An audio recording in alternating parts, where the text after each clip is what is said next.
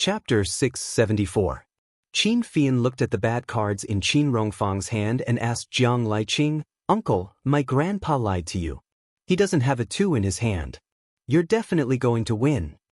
Qin Rongfang slammed the table and suddenly stood up, raising his hand as if he was going to hit him. Qin Fian jumped back and laughed at Qin Rongfang. "Let me tell you, don't think that everything is within your calculations. Don't you know that there's a creature in this world called a mole?" Qin Fian was also at his wits' end because of this bunch of unscrupulous old men. He talked about serious matters with them, and they talked about cards with him. He talked about cards with them, and they talked about it in a serious manner, making insinuations that were very profound. Sure enough, Qin Rongfang raised his head and harumphed at Qin Fian. His aura rose sharply as he said, "You still don't know that there's a way to win in this world called cheating. If I want to win, who dares to make me lose?" The others burst into laughter. **CK. Qin Fian was directly defeated. Just at this moment, there was a clanking sound from the door lock. Qin Rongfang's eyebrows jumped. "Aya," he quickly ordered, "granddaughter-in-law is back. Quick, tidy up. Liqing, Qin Fian, hurry up." Qin Fian snorted, "I'm not playing cards. I'm not taking them. You dare. Be careful, or I'll find a few women and throw them on your bed." Qin Fian snorted and reluctantly cooperated with Jiang Liqing and Qin Jin to tidy up. The door was locked from the inside. After tidying up, Qin Fian then went to open the door. Yi Er knew that the door was locked from the inside. She knew that the elders at home were still there, so she didn't dare to knock. She only knocked 3 times, waited for a while, and knocked 3 more times. She was also afraid that the doorbell would be too loud, so she didn't dare to be too loud. Qin Fian looked at Yi Er standing at the door. He really didn't dare to look at her red and swollen eyes. He felt guilty and lowered his head and turned back into the house. In Yi Er's eyes, Qin Fian's actions showed that he had a deep opinion of her. Thinking about the elders still sitting on the sofa, Yi began to feel nervous again. After entering the house, she first went to the living room sofa to greet the elders. Yi Er then went to the dining room and took a plastic bag from the fridge. She then returned to the living room and knelt on the carpet under the tea machine. Looking through the trash can beside the tea machine, Qin Rongfang frowned. "What are you looking for?" Today, other than the elders and Fei Yan, there was only Zheng Ling who came to drink. Everyone at home usually had teacups. Zheng Ling was the only one who used a disposable plastic cup, so she found it quickly. Yi Er carefully held the bottom of the cup and put it into the plastic bag. This was what she had learned from the people from the disciplinary committee who were there to collect evidence. Oh, when Zheng Ling came today, she wore a hat and purposely dressed to be fat. "I went to the CCTV to take a look. It can't be proven that she sent the fruit basket, but I poured her some water. She drank it too. I don't know if this can be used to find fingerprints and DNA. Although there aren't many clues, I still want to try." Qin Rongfang watched as Yi Er lowered her head and knelt on the ground to tie a knot in the plastic bag. The corner of his mouth twitched, and his voice was filled with displeasure. He asked again, "This is the method you thought of?" Yi Er did not stand up, but knelt straighter. She was not as afraid as before. She looked at Qin Rongfang calmly and said, "I went to find Zheng Ling tonight. She was deliberately hiding from me. I searched a few places before I found her. I feel that this matter has something to do with Jiang Zhao's secretary, Lu Cheng. Zheng Ling and Lu Cheng are boyfriend and girlfriend. Lu Cheng is a civil servant.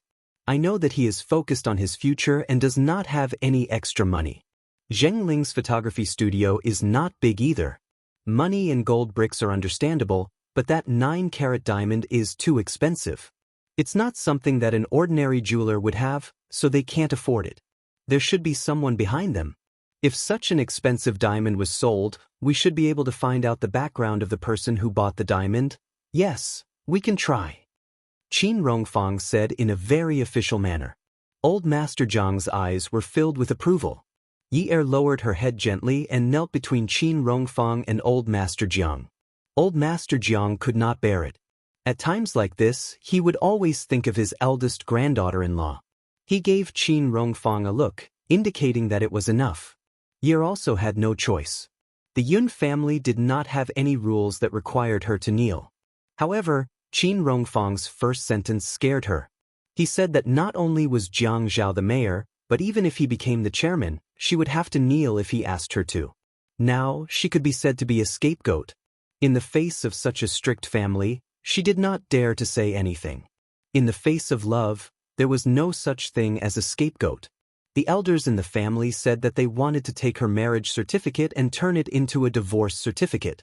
She could not afford to offend them. If she was wronged, then she would be humiliated. If she was not wronged, then she deserved it. So, she deserved it. It was all her fault. Just when old Master Jiang thought Yi Er was going to cry again, Yi Er raised her head and looked at the elders with a smile. Grandpa, Dad, Mum, are you hungry? Shall I cook some supper for you? Qin Fian touched his forehead. This was simply a wolf's den.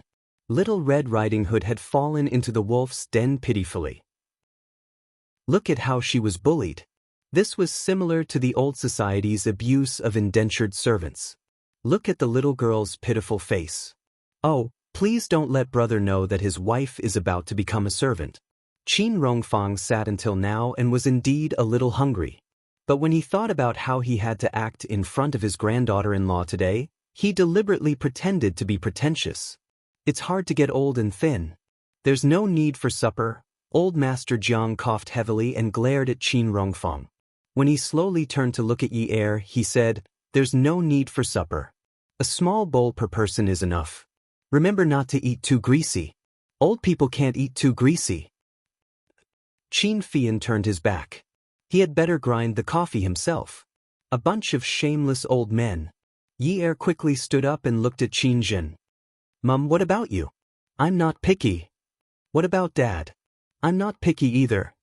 Qin Fian had just scolded that group of shameless old men in his heart. At this time, he also interrupted. "Hey, sister-in-law, I'm not picky either." There was evidence of Jiang Zhao's bribery. If there was no evidence to prove his innocence, the investigation would continue. Within the legal time frame, Jiang Zhao could not contact anyone outside. Jiang Zhao rested in the place specially arranged by the Commission for Discipline Inspection. He fell asleep very quickly. There were all kinds of places to rest. There was a surveillance camera. The Commission for Discipline Inspection looked at the surveillance footage. "Secretary Fong, isn't this Jiang Zhao too calm? He's simply an old fox." Secretary Fong of the Commission for Discipline Inspection placed his hands on the table and looked at the screen. He said to the staff earnestly, "Don't look at our comrades with colored glasses. Calmness is a quality that our team needs." But he's resisting the investigation. The staff was very dissatisfied with the results of the questioning during the day. Jiang Zhao was a green bean that did not move at all. There was no way to deal with him. You can't say that. Maybe Comrade Jiang Zhao only knows so much about the situation. He's just telling the truth. Secretary Fong hoped from the bottom of his heart that Jiang Zhao was wronged. In this way, he could be at ease. However, he was also very worried that the scales in his heart would be tilted because of this. Therefore, he only watched the case and did not directly participate in it. The staff sneered contemptuously. If a person like Jiang Zhao is pulled out of corruption, who knows how dirty his background is? It's all because his family is powerful. Otherwise, what ability can he have? In fact, this was the deep-rooted hatred of the rich and handsome man that she had for him. Secretary Fong raised his hand and pressed on the screen. He glanced at the quiet scene on the screen and stood up straight. He patted the staff member on the shoulder. He sighed softly. "Comrade, you have to believe in the party spirit that our comrade has. Jiang Zhao's political achievements over the years are obvious to all. Many years ago, when he was still the director of the Planning Bureau, he proposed that investors should not bring in factories that pollute the environment. The factories in the urban areas should be moved out, and the suburbs should be built and developed into tourism as urban planning. At that time, economic interests were more important than anything else. How many people opposed it? But now, when the surrounding cities are troubled by these problems, our Haiqing's problems have almost been straightened out. This is only one of the problems. Putting aside the matter of the bribery now, let's just talk about the problem of Jiang Zhao's ability. You can't judge Comrade Jiang Zhao with colored glasses just because he has reached such a high position at such a young age. His ability is worthy of his current position. If you don't believe me, you can compare these people you know and make a list. Secretary Fong, I didn't. The staff was a little embarrassed. He really couldn't compare. Comrade, when we work for the Commission for Discipline Inspection, we have to judge things as they are. Don't be too emotional. Don't judge a person based on personal feelings, understand? Zheng Ling curled up on the ground and trembled. No matter how Lu Cheng tried to persuade her, it was useless. She kept repeating, "Am I going to jail? Am I going to jail?" Lu Cheng squatted by the side and put his arm around Zheng Ling's shoulder. He patted her gently. "No, don't think too much. Yi said that she won't let me off. Yi said that she won't let Jiang Zhao be wronged. Lu Cheng, I shouldn't have gone. I've already said that it's useless. Yi won't get a divorce. Lu Cheng, why do you think? Why did that person want Yi and Jiang Zhao to get a divorce? What good does it do for him? Lu Cheng, what should we do? If Jiang Zhao is acquitted and released, will it harm you?" Lu Cheng. Zheng Ling was suddenly shocked.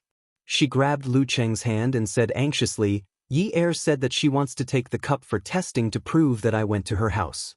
If she sues me for framing her, I might as well insist that I bribed her. Anyway, I'm done for. If I bribed her, Jiang Zhao really did bribe her. If he's guilty, he can't get out and can't take revenge on you." Beauty novel, Hongcha 866. Chapter 675. Lu Cheng scolded, "What nonsense are you thinking? Don't spout nonsense." "Boo! What should I do? What should I do?" Zheng Ling cried as she threw herself into Lu Cheng's arms. "It's all my mom's fault. She's a burden to you." Lu Cheng held Zheng Ling's shoulders and stood up. "I'll just scold her. You're her biological daughter. Don't scold her. The more you scold her, the angrier she gets." Yi had cooked vinegar noodles. It was very light. Just smelling the vinegar made her salivate. She filled a small bowl for each of them. Yi also filled a small bowl for herself. She sat down but did not eat. Qin Fian sat opposite her according to seniority. He looked over. "Fian, do you know any jewelry merchants in Haicheng?" Qin Fian ate the noodles gracefully. He chewed slowly until there was no more food in his mouth. "I have a product launch at the provincial swimming pool tomorrow morning. It should be over in an hour. I'll come and pick you up at 10. Yi nodded. "Those people took the diamond away yesterday. We don't have any detailed information.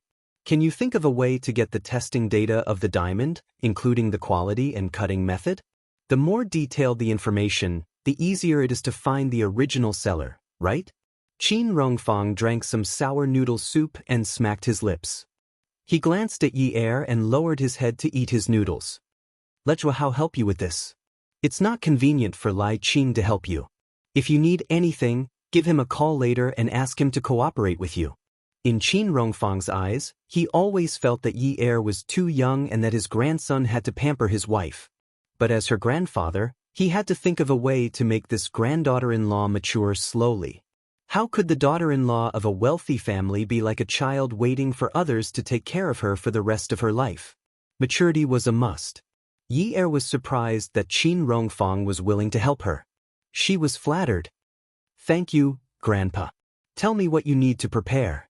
Those in the family who can cooperate with you will do so," Qin Rongfang added. Yi gripped the ivory chopsticks tighter and tighter. At the long table, everyone was engrossed in eating and seemed to be ignoring her. However, she clearly felt a different kind of atmosphere. There was a warm and moist feeling surging in her heart. Her whole body had recovered from the cold and had regained some of its senses. The next morning, at the provincial swimming pool, the weather in February was still a little cold, and the temperature in the swimming pool was not high. Xia Qian wore a sweater and a jacket over it. Today was the press conference of a high-end swimming product of the Qin Group. Not only did they invite the popular idol group, but they also invited the diving queen, Shou, to dive on the high platform. Although there were celebrities present, the scene was very orderly and not chaotic. The patriotic enthusiasm and basic quality of the Chinese people. Xia Qian felt very gratified when she saw that it was on point. However, because of the arrival of the new director of the product company, Qin Fian, all of this turned into chaos. It wasn't that Xia Qian didn't know that the person who came today was Qin Fian, but she felt that she was going to be an excellent host with quality and strong resistance to pressure in the future. Even if she was asked to interview Ben Layden, she should tie her head to her belt and stiffen her back. So, what was Qin Fian to her? Wasn't it just a little conflict? The quality of the media was fully demonstrated at this time. In the beginning, they were very formal with their questions about the idol group and the diving queen. Now, they began to question Qin Fian. "Co Qin, are you under any pressure from your family?" "Please call me Chairman Qin, not Co Qin," Qin Fian corrected them with a smile. For someone as coquettish as Qin Fian, even though it was such a formal product launch, even though the temperature of the swimming pool was several degrees lower than the temperature outside, he was still able to wear a pink shirt with 3 buttons undone, revealing his seductive chest. His sapphire blue suit was stylish and fitting. Xia Qian could not squeeze in. She could only look at the flirtatious man and beat her chest. Today's opportunity did not come easily. She had to ask 2 explosive questions. It turned out that all the paparazzi were like her. Today, they were here for Qin Fian. What was there to be polite about? None of the questions asked were of good quality. "Chairman Qin, are you under any pressure from your family? Did your grandfather order you to end your homosexual life and carry on the family line?" This was what everyone wanted to know. Xia Qian jumped up. As she landed, the pear blossom portrait of Beau Dandelion danced in the air. She waved her hand and held the microphone. "Chairman Qin, Chairman Qin." She had just shouted when she was drowned out, so she jumped up and shouted again.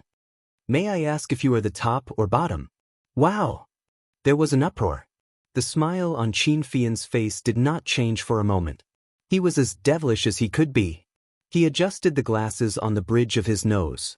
But in his heart he thought, "This damned woman is haunting me. Actually, I think it's better to let everyone think about this question. In this way, you can have many issues to write about. It's not easy to make money, right?" Suddenly, a little girl rushed up. "Fian, Fian, even if you only like men, I will still silently like you." Because of this girl, the chaos alarm went off again. In the midst of the shoving, the girl screamed. I touched Fian's chest. "It's so good. It's so firm." Pia. A slap to the ear.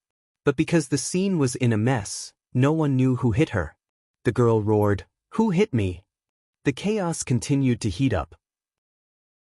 The crowd unknowingly squeezed Qin Fian and Xia Qian together. That girl still wanted to find Qin Fian. When someone tried to stop her, someone else tried to push her.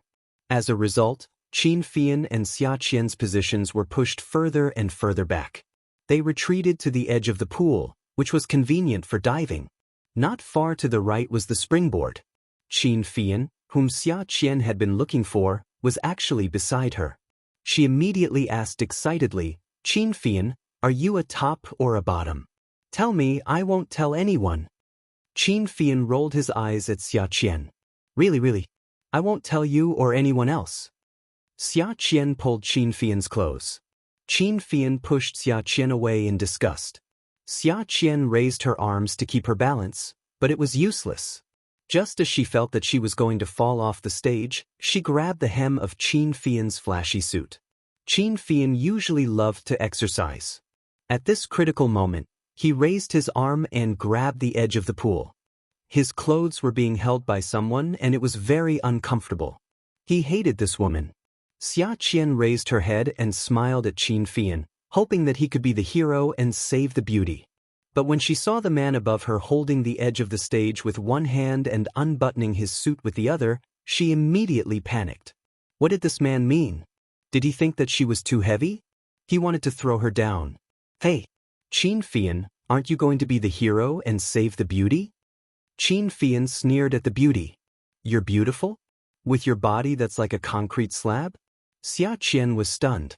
This damn man, how dare he insult her? Qin Fian's arm strength was excellent, at least Xia Qian thought so. If anyone else had slipped, they would have fallen off the stage. But it was too noisy on the stage. The voices above had already drowned out her cries for help.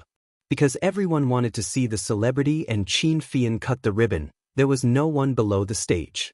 And it happened in such a short time, so it didn't attract anyone's attention.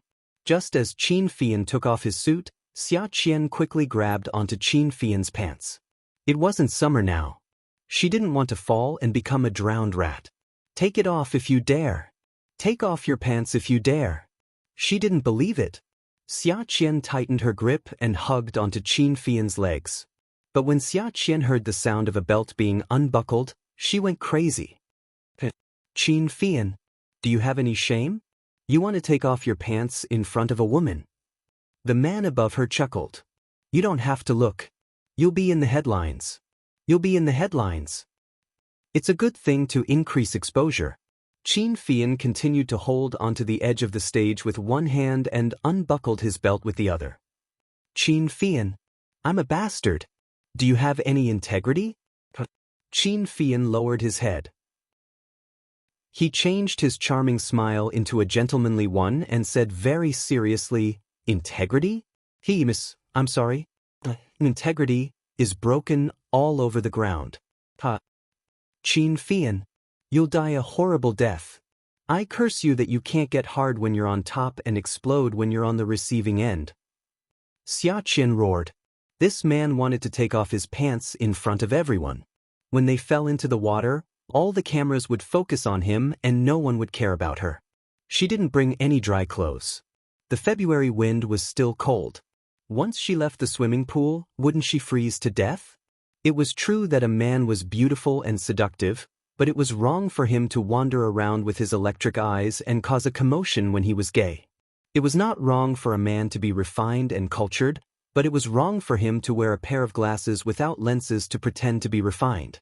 It was not wrong for a man to have no integrity, but to have no integrity in front of a woman and admit that he had no integrity, it was a big mistake. Xia Qian felt that Qin Fian was smearing the reputation of the Qin family's ancestors by doing such an immoral thing. However, Qin Fian had smeared the reputation of the Qin family many times, so it shouldn't be that big of a difference, right? Just as Xia Qian saw that the pants were about to fall off, she used the physical strength that she had gained through training every day to push herself up and tugged on the man's underwear. You're not afraid of embarrassing yourself? I'll make you lose it more thoroughly. Yi Er looked at the clock on the wall and felt that time was passing very slowly. She remembered that Qin Fian said that there was a press conference at the provincial swimming pool. She might as well go and look for him herself. That way, she could save some time. Hence, she picked up her handbag and picked up her phone to call Qin Fian. No one answered, so she sent a message. Fian, I'm going to look for you now. When you receive this message, wait for me over there.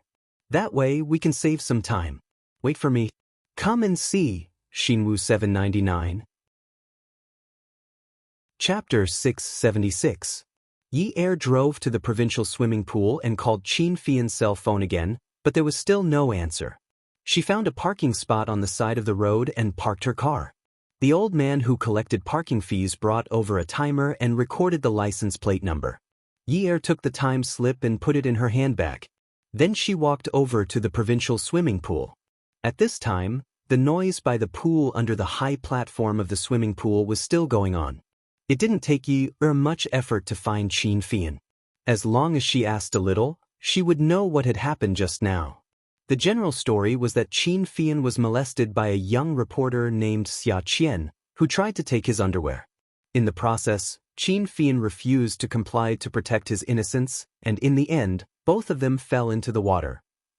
When Yi Er heard this version of the story, the corner of her mouth twitched. Although she didn't quite believe it, when she thought about how Xia Qian had kissed Qin Fian and touched his chest while eating stinky tofu, she didn't think it was strange or suspicious. Anyway, with Xia Qian's brain, it wasn't like she wouldn't do something like that. But the news of Qin Fian falling into the water to escape from a molester was definitely more entertaining than the news of a diving queen jumping into the water. She really didn't know if this guy did it on purpose or not.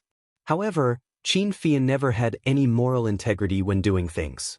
He didn't care whether he was from a big family or not. As long as he didn't blatantly kill people and steal their goods, he would do anything shameful. But there was one thing that others could never compare with him. That was, even though he did shameful things, he didn't feel shameful at all. Over time, people also felt that those shameful things that others did were not shameful when they were done by him. Wasn't this a different fate for everyone? Wasn't this a double standard? Yi Er arrived at the pool just in time to see the two of them being fished out of the water. Qin Fian originally wanted to mess with Xia Qian, but because of Yi Er's timely arrival, he couldn't do it. So, when Yi Er called Xiaoye to ask her to send some clothes to Xia Qian, Qin Fian could only grit his teeth and bear with it. Many reporters wanted to take a picture of Qin Fian in his underwear, but the victim, who was wrapped in a large scarf as soon as he came ashore, only gave the crowd a tolerant smile. The press conference will be postponed for 15 minutes. Sorry, although I am the victim, I hope everyone will not pursue the matter too much. I think she was just impulsive. Xia Qian spat out the blood and wiped the water stains on her face. It was unclear whether she was trembling from anger or cold. She raised her hand and pointed at Qin Fian. Qin Fian, what nonsense are you talking about? It's clearly you. You're shameless? He didn't save her. Shameless. I'm shameless? What? I'm shameless? Did I do that to you? Shall I undress you and take off your pants? Qin Fian's face showed an unreasonable expression as if he couldn't bear it anymore, accompanied by a cold sneer. How dare you? You're saying I'm shameless? You're fully dressed and you're saying I'm shameless? Everyone in Haiqing knows I'm not interested in women, and you're saying I'm shameless to you? Is there any justice in this society? Countless pairs of eyes expressed sympathy for Qin Fian's tragic experience and expressed disdain for Xia Qian's filthy behavior. Qin Fian, you've gone too far. Xia Qian brushed away the wet hair stuck to her face and pushed away Qin Fian's assistant, who was supporting Qin Fian. But Qin Fian fell into the water again. This time, Xia Qian jumped into the water faster than the rescuers. She pulled away Qin Fian's towel and shouted loudly, Qin Fian's underwear belongs to CK. Sexy little feet and a perky butt. It feels good. The cameras flashed wildly. 2 hours later, Yi Er was driving while Qin Fian was sleeping in the back seat, feeling tired. Yi Er looked at the rearview mirror. Fian? Fian? What? Qin Fian mumbled, sounding a little aggrieved. Yi Er was startled.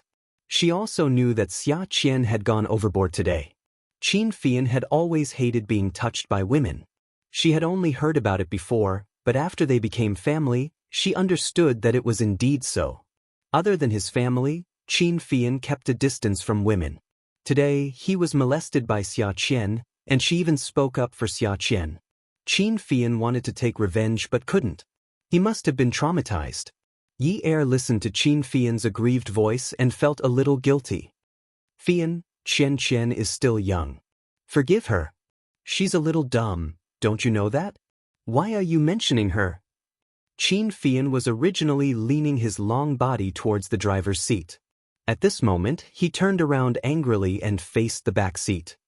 If you mention her again, I'll tell you to stop the car immediately. I want to go back and skin her alive. Okay, young Master Yan. Ancestor, I won't mention her anymore, okay? Why are you so angry? Yi Er really didn't want to mention her anymore. Qin Fian didn't have much time to be angry, so it was better not to provoke him. Qin Fian had already changed out of his clothes. He didn't look as flashy as he did in the morning. At this moment, he was wearing a black suit and trousers, which perfectly reflected his mood.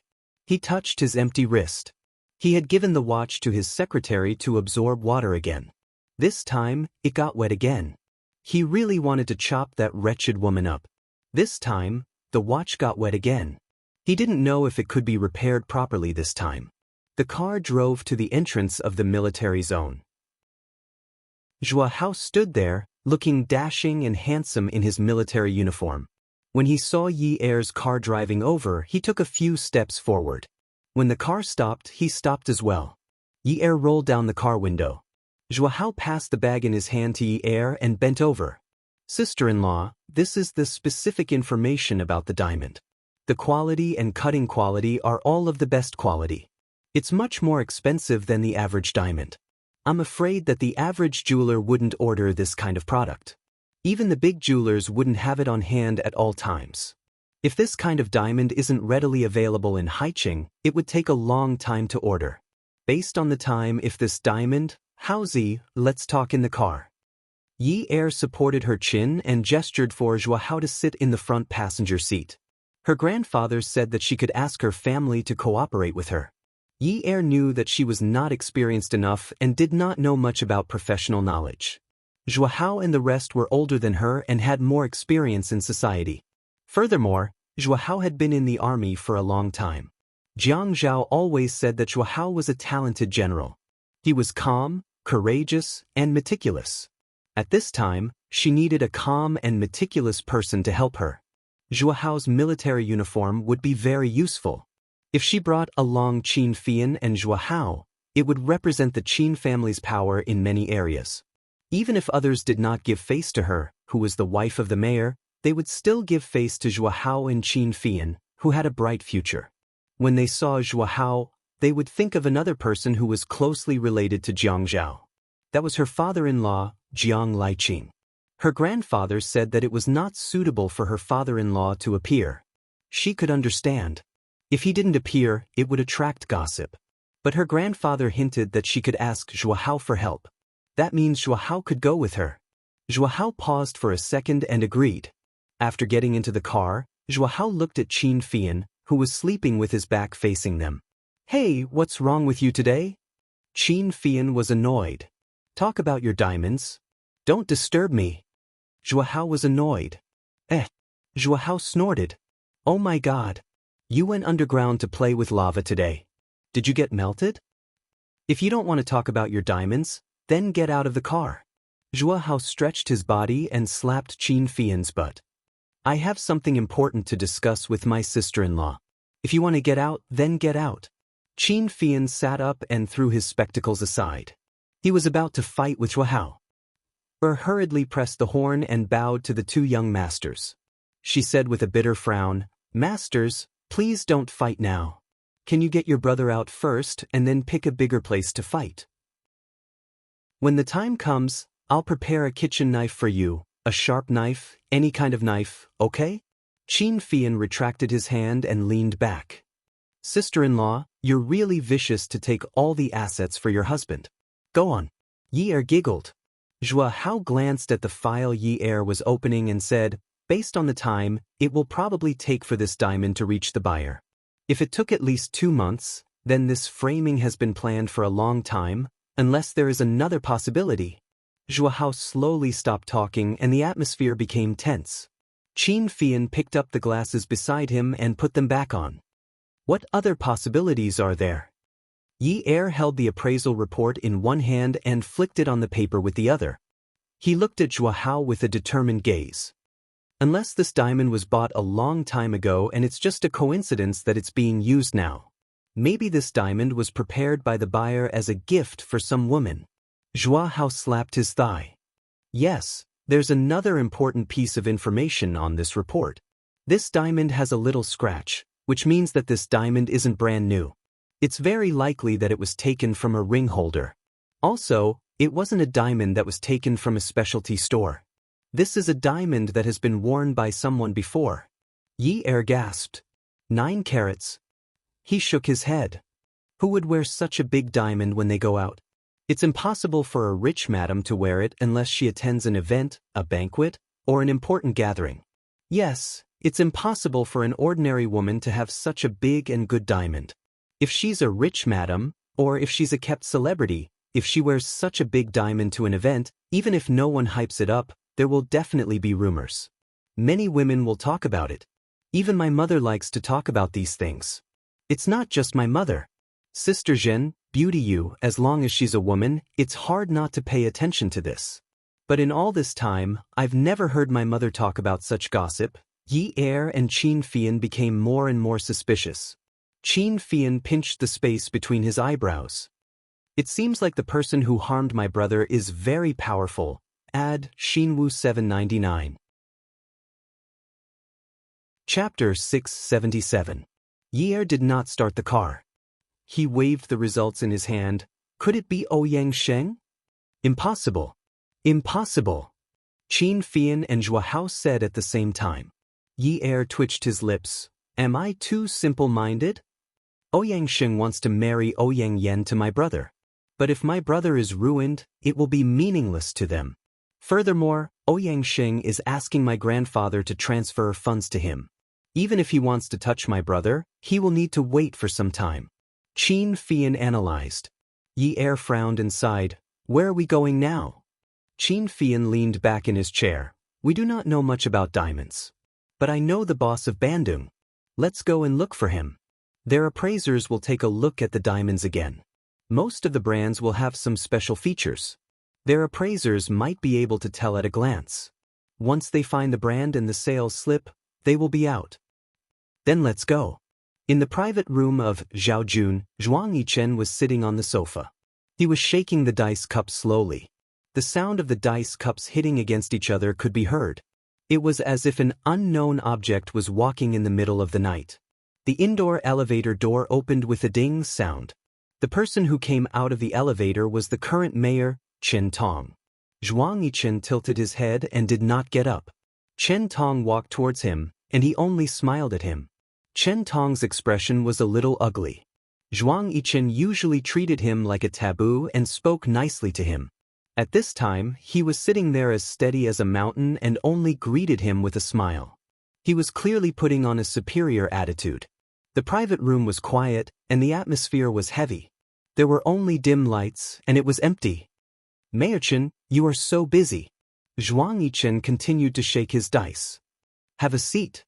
Qin Tongguan was in a high position.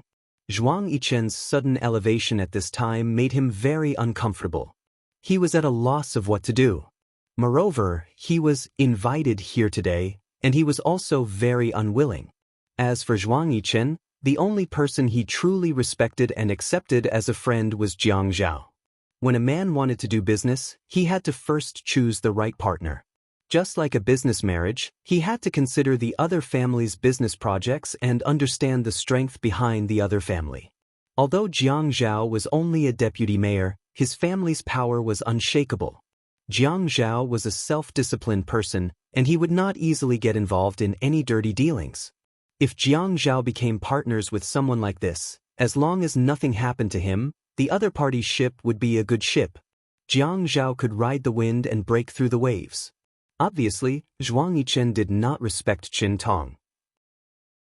Although Qin Tong was the mayor and was also a member of the standing committee, if someone from the top wanted to mess with him, those who were close to him would stay away from him. Unlike Jiang Zhao, if something happened to him, his entire family would not sit back and do nothing. Qin Tong had never been on the same side as Jiang Zhao. Now that Jiang Zhao was in trouble, Qin Tong was more interested than anyone else to know the reason behind it. He might even know about it a long time ago. But he still chose to avoid meeting with Zhuang Yichen. Manager Zhuang, you are so free to come here to play dice in broad daylight. It's fine. You also know that I am free. If I don't play dice, what else can I do? Zhuang Yichen raised his hand and gestured to the stool opposite him. Although the lighting in the private room was not good, Zhuang Yichen could still see Qin Tong's expression. He smiled coldly. Have a seat, Mayor Qin. If Zhuang Yichen smiled coldly, his aura would be intimidating. Usually, when he was doing business, people would only say that he was cool and did not like to smile. But at this moment, Qin Tong felt a sense of fear. But as a government official, he had been through a lot and was not afraid of a businessman. Zhuang Yichen took out the paper bag beside him and took out the photos of a man and a woman entangling with each other. The photos were scattered all over the table. He said, Mayor Qin, you have good stamina. You are busy in the day and you are also busy at night. Qin Tong looked at the photos on the table and was shocked. Zhuang Yichen. Mayor Qin, you like to stand? But I don't like to look up when I am talking to people. Zhuang Yichen lowered his head and opened the dice cup. He stretched out his long fingers and started to play with the dice. Qin Tong took a deep breath and sat down angrily. I want to know what happened to Mayor Jiang. How can I know? The Commission for Discipline Inspection had always been very strict when it comes to cases. Oh, then where did I hear about this from? How will I know? Chen Tong was not happy with Zhuang Yichen's attitude. Zhuang Yichen shook his head and sighed. The women in these photos are really beautiful. This little Monroe's real name is Chen Lu. She is 22 years old and is from High City's Jing County. Her parents are farmers, and when the government was building a highway, her house was demolished. She had received a sum of compensation for the demolition, but it was not enough to buy a villa in High City's suburbs. So, she could only look for Mayor Chen. Chen Tong was also someone who thought he was good at dealing with government officials. But at this moment he was shocked. This was not just a matter of style. He was the one who paid for Chen Lu's villa in the suburbs. How can a mayor like him suddenly take out so much money to buy a villa? There must be corruption involved. The person in charge of investigating Jiang Zhao's case is Secretary Zhang from the Commission for Discipline Inspection. I received news that someone had reported Jiang Zhao for accepting bribes. Zhuang Yichen interrupted, I know all about this. But I want to know the details. For example, behind the scenes. The people Jiang Zhao had offended are not his political opponents. They are the tycoons of High City. Because Chen Tong did not want to say more. Just say it. Don't hide the truth. Your future is much more important than the other tycoons. After all, if I spread these photos and find the witnesses, you will die faster. But if you tell me what I want to know, I can even help others if they want to harm you. If Chen Tong still did not know that Zhuang Yichen and Jiang Zhao were in cahoots, he would be too stupid. Sometimes, it was very irrational to not be on the same side. Now that there was such a big threat in front of him, and it would not be less than Jiang Zhao's case, he had to consider changing his direction. He could only choose the lesser of two evils. He could only go along with Zhuang Yichen's idea and said, that person had approached me. He wanted me to help in this matter.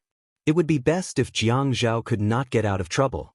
If Jiang Zhao could not get out of trouble, it would be good for me. Zhuang Yichen smiled and looked at Chen Tong. I am not interested in how you are going to deal with Jiang Zhao. I just want to know which tycoon is behind this. Chen Tong swallowed his saliva. I can't say. Did you receive benefits? No. Zhuang Yichen laughed loudly. It's normal to receive benefits. In this economic society, receiving benefits is also to make things easier. I have never rejected receiving benefits and giving benefits. Zhuang Yichen paused and looked at Chen Tong with a meaningful smile. Chen Tong licked his lips.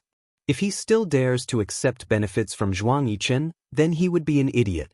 This person was the type of person who would swallow people whole. If he was not confident, he would not threaten him so confidently.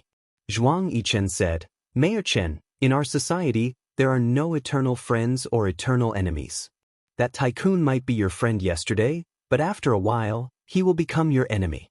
Do you think the Jiang and Qin families are pushovers? It was fine if the truth could not be uncovered, but it was impossible for the truth to not be uncovered. The girl who gave Mrs. Jiang the gift was Jing Ling. She was Mrs. Jiang's classmate, and Mrs. Jiang had helped her a lot. It was easy for people to do stupid things when they are confused. But what if she regrets her actions one day and confesses? What will happen to the grasshopper on the rope? If Mayor Chen does not get rid of this rope as soon as possible, the Jiang and Qin families might throw this rope into the fire and burn it to ashes. What should we do then?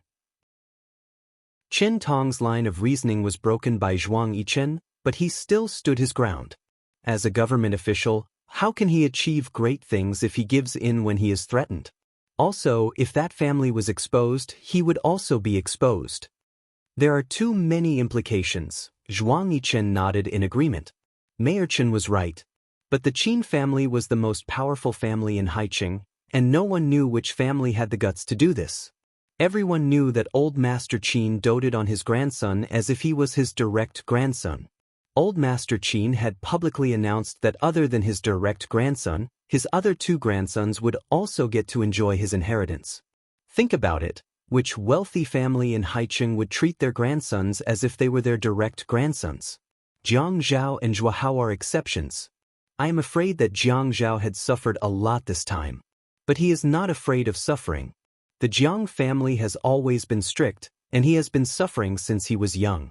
But I am afraid that the Jiang and Qin families will not be willing to accept this injustice. Ha! Now I am very interested to see which wealthy family Mayor Qin is relying on. How are they going to fight with the Jiang and Qin families?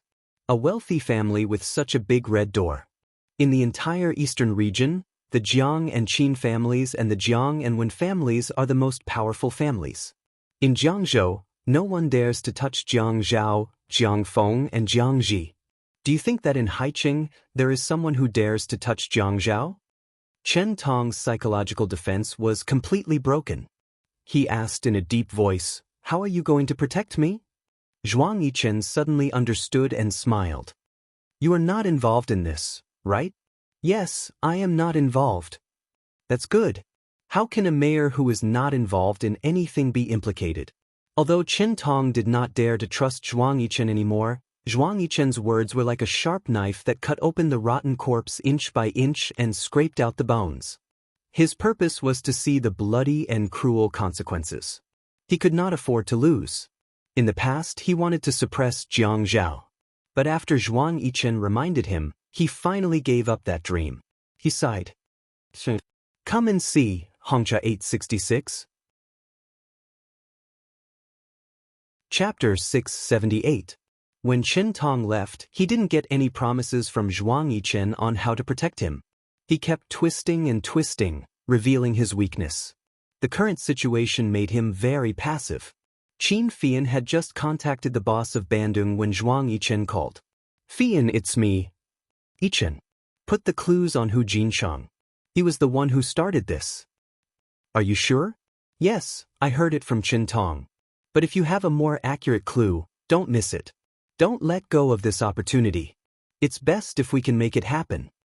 It was time for Jiang Zhao's lunch break. He went back to the break room and lay down to sleep. He didn't have any work or trivial matters for the past 2 days. He quietly thought about some things and sorted them out one by one. Before he was investigated, his father had told him that the photos and rumors with Ouyang Yan were done by Ouyang Sheng. Actually, when he heard this news, he wasn't shocked. The reason why he wasn't shocked wasn't because he knew it was done by Ouyang Yan, but because he felt that it was good that it happened. Now that he thought about it, Yi Er had just gotten better and his head was injured, and he went to hold a press conference. At that time, he felt that he was more or less being used. Now that he thought about it, if it wasn't for that, he wouldn't have been able to provoke Yi Er. It was quite good. Now that the two of them had a good relationship, nothing else mattered. Whatever scandals, credit cards, caught in bed, it was all in the past. It was all in the past. But since there was a word to calculate, then just like what he said to Ouyang Sheng, calculate it clearly. Calculate it clearly so that it would be easier to collect debts. He thought about many people who had trapped him in the bribery ring. Chen Tong? Ouyang Sheng? Even Zhou Li. In his eyes, he had never thought of Zhou Li as a good person. When Yi Er wasn't around, he didn't even want to say the word, Mom. How was that woman worthy of being Yi Er's mother? It was probably because she couldn't get the custody back, so she did it on purpose. However, he wasn't in a hurry. He really wasn't in a hurry. Too many things had happened in the past few months, one after another. Instead of waiting for him to find clues, it was better to wait until he was about to die and see who would pop up. The person who popped up might not necessarily be the one who put him in the trap of bribery, but he would definitely be at odds with him. Sooner or later, he would go against him. When that time came, he would reel in the net together. However, she did not know how Yi Er was doing. She had no way of contacting him. When he calmed down, he really missed her. Jiang Zhao lay on the bed. When he closed his eyes, Yi Er wormed its way into his brain. Inside the CEO's office at Xi Empire, Xi Jintian was talking to old Master Jiang on the phone. "Old man, why did you come to High City again? Come out for dinner tonight." "What? No time? Old fart, you came to see City and didn't even eat with me. You dare to say that you're not free? Do you want to die? Cut the crap. Let me tell you, it's just us old guys for dinner tonight. Don't call the young people over." "You really dare?" Xi Jintian suddenly changed his agitated tone. "Old Jiang, did something happen? Why did you come over if nothing happened? It has something to do with Zhao Zhao, right? You only have one grandson in High City. If Zhao Zhao hadn't gotten into trouble, would I have thought that you came over because you missed me? Okay, I'm hanging up. I'll contact you another day when you're done with your matters. Unwu raised his head when he heard the two words, Zhao Zhao, until Shi Jintian hung up the phone. Grandpa, did something happen to Jiang Zhao? I don't know what happened yet. Old Jiang refuses to say now. He said that we'll have dinner together in a few days. Aren't you guys on good terms? Why didn't he tell you? He's afraid that I'll worry if I find out. Grandpa, why don't we pay a visit to the Qin residence tonight? Unwu asked expectantly. Brat, are you hoping that something will happen to Jiang Zhao so that you can covet other people's women? Grandpa. Unwu felt bored. He just yelled and lowered his head to do his work. Hurry up and arrange a meeting with the daughters of High City. You can put aside the engagement. I don't want to get married. I'll be single for the rest of my life. Shi Jintian said resentfully. You're making your grandpa angry because of someone else's woman. You'll be very happy when I die one day. Jianichang? Ye said. When he heard Qin Fian say that there was a mastermind behind the scenes, he was so shocked that he couldn't say anything. Zhua Hao said, Sister-in-law, he seems to be a relative of the Yun family, right? Ye stopped the car by the roadside. How's you drive? I'm not very focused. I'm afraid that I'll drive the wrong way. Okay. Yi Er and Zhua Hao both unbuckled their seatbelts, opened the car door, and changed seats. Yi Er sat in the front passenger seat and stared blankly ahead. Jian Yichang is my father's cousin. According to seniority, we're both in the Shi generation. When I was young, I called him uncle. Qin Fian sat in the back seat and asked with interest, but if he's really the mastermind behind this, why? Yi Er pursed his lips. He can't have children anymore and doesn't have any children. He's trying to get custody of Sijia. Zhua Hao was surprised. How could he want custody of Sijia? Sijia has an older sister and a father. It can't be his turn, right? Yi Er leaned his head against the pillow and felt a little weak. But if my father is in jail and I don't have a good income, Jianichang is Sijia's uncle and Zhou Yan is Sijia's aunt. Do you think it'll be difficult to get custody of Sijia? Zhua Hao nodded. So, right now, my brother is the biggest stumbling block. Because of my brother's ability, he can't snatch Sijia's custody rights, but once my brother collapses, no one will dare to take responsibility for Uncle Yun's matters. Then, when the time comes, he'll have a greater chance of winning. Yi Er knew that Zhua Hao's analysis was right. Many things overlapped.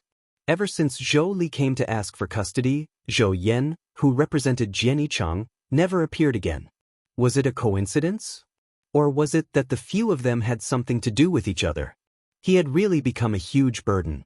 The intertwined roots were all because of his family, which had caused Jiang Zhao to become like this. Ye felt like there were thorns in his heart. When he breathed, his organs would not touch the thorns in his heart. It was very painful. Sister-in-law, don't you think there's something very strange? Qin Fian asked as he wiped the rims of his glasses with a handkerchief. Yi came back to his senses and tilted his head. His voice was behind him, but he did not turn around. What? Qin Fian lowered his head and wiped the rims of his glasses. His eyes were bright and full of wisdom. When the corners of his mouth curled up, there was a slight hint of mockery. Jian Yishang and Si Jie don't have much of a relationship. Just because they're cousins, he wants Si Jie's custody at all costs? You have to know that Si Jie is no longer a baby. It's impossible to dig out the memories of a 10-year-old child. We still have the beautiful and painful memories of our childhood. If this battle is fought on a grand scale, won't it leave a scar on Si Jie's heart? And from an emotional point of view, how could Si Jie be willing to follow his uncle and not his older sister? Even if Jianichang wins the lawsuit, would Si Jie be a good son? If that's the case, wouldn't he be raising a tiger and inviting calamity? Even if he can't have children, he can find a hospital or an orphanage and adopt a healthy baby boy. It won't be a big problem at all. Wouldn't it be better to have a baby who doesn't have the memories of his childhood? The thought that Yi didn't want to face in his heart circled around in his mind again. He suddenly realized that his family was becoming uglier and uglier in front of outsiders. If that was really the case, what would Jiang Zhao think of him? What would he think of Si Jie? What would he think of Dad? Yi Er's eyes became blurry with tears. He calmed himself down and said after a while, I don't know what he's thinking either. Sister-in-law, I think we shouldn't look for Jenny Chang now. We should look for your mother. Why? Yi Er suddenly turned around and looked at Qin Fian in the back seat in surprise. Qin Fian put the frame back on his face and smiled faintly. The first thing we need to do now is to find out the owner of this diamond. I think your mother might know. Like Housie said, women love these things. It's in their nature. Maybe she knows some gossip. Qin Fian didn't dare to be sure of his thoughts, but it was really unbelievable that Jenny Chang was willing to go against the Jiang and Qin families at all costs. It should be known that even if Ouyang Xing hated Jiang Zhao to the core, he wouldn't dare to be so heavy-handed in such a short period of time. Unless what? Unless Jiang Zhao destroyed Jenny Chang's interests above all else. Yi Er didn't want to prove it, but she couldn't give up any chance to save Jiang Zhao. For every second she avoided, Jiang Zhao would suffer for another second. At this moment, Yi Er was in pain. Qin Fian wanted to take her to prove a cruel fact, a fact that Si Jie was closely related to Jenny Chang. Maybe it wasn't the truth, she comforted herself. Maybe it was only because they were cousins with a little blood relation that Jenny Chang had that kind of hope. In the tea house, four people sat at a square table. Zhou Li was wearing a pair of big-toed glasses, but it still couldn't cover the bruises on her face. Yi Er deliberately didn't look. Qin Fian was a businessman. He could treat anything he sat down to talk about as business. Some business could be done in a roundabout way, while some business needed to be done directly. He stretched out his arm and put the photo and appraisal report in his hand in front of Zhou Li, who was sitting on his left. His smile was casual and devilish. Aunt Zhou, it took a lot of effort to take off such a beautiful diamond. It's 9 carats. If the diamond was lost, it wouldn't be as easy to find the ring. Zhou Li looked at the photo in front of her and was stunned. At this moment, she suddenly raised her head and looked at Qin Fian, who had a calm expression on his face. Her heart was beating so fast that it was as if she had heard a ghost in the quiet night. Her feet under the table trembled irregularly. Awesome novel, Hana 866. Chapter 679. Although Yi Er avoided looking at Zhou Li's injury in detail, the tea house was made of wooden floors. Zhou Li's exquisite high heels landed on the floor. Because her feet were trembling nervously, the heels of her shoes bounced lightly on the wooden floor with messy tap-tap-tap-tap sounds. The sound. Yi Er could not help but look over. He saw that Zhou Li's hand was already looking at the photo of the naked diamond. Her lips were trembling non-stop, but she did not speak. Yi Er closed his eyes again and listened to the sound of the guzheng strings echoing in the high-end tea house. But all of this was nothing compared to the sound of Zhou Li's heavy breathing that poured into his ears. I don't know what you mean. Zhou Li threw the photo away as if throwing away a hot potato. Is that so? Zhou Hao was wearing an intimidating military uniform. His fingertips were drawing circles on the edge of the cup as he asked leisurely, Actually, I'm just curious. How could such a high-quality South African large-carat diamond be so neglected? What a pity. The scratches on it can't be cleaned up by going to a store for maintenance. Even if you sell it second-hand, it won't be worth the price it used to be. What are you talking about? I don't understand at all. Zhou Li stood up. Zhou Hao immediately stood up. His height and the aura of the military uniform scared Zhou Li so much that she took a small step back. She knocked into the chair and immediately fell back down. You don't understand? You ordered Jingling to send a fruit basket with stolen goods in it. You still say you don't understand? Do you want me to provide you with the history of this diamond from its birth to its end? How nice would it be if you sent 100 1-carat diamonds? It wouldn't be easy to investigate. Why do you have to send such a large amount and such a high-quality one? Don't you know that the rarer something is, the more valuable it is? Rare and expensive things are always easy to investigate. Do you understand? Zhou Li was a little woman who had not experienced big things. When faced with threats and provocations, she quickly couldn't stand it. The reason she came out was that Yi Er said that he was willing to talk to her about Si Jie's custody. He said that now that something had happened at home, she would consider letting go of Si Jie's custody. Yuan Shichang was pressing hard. Of course, it would be best if Yi Er was willing to let go of the custody at this time. However, she never expected that he would not come to talk about custody, but to ask about the diamond. She still clearly remembered that Yuan Shichang had taken out the ring that he had given her.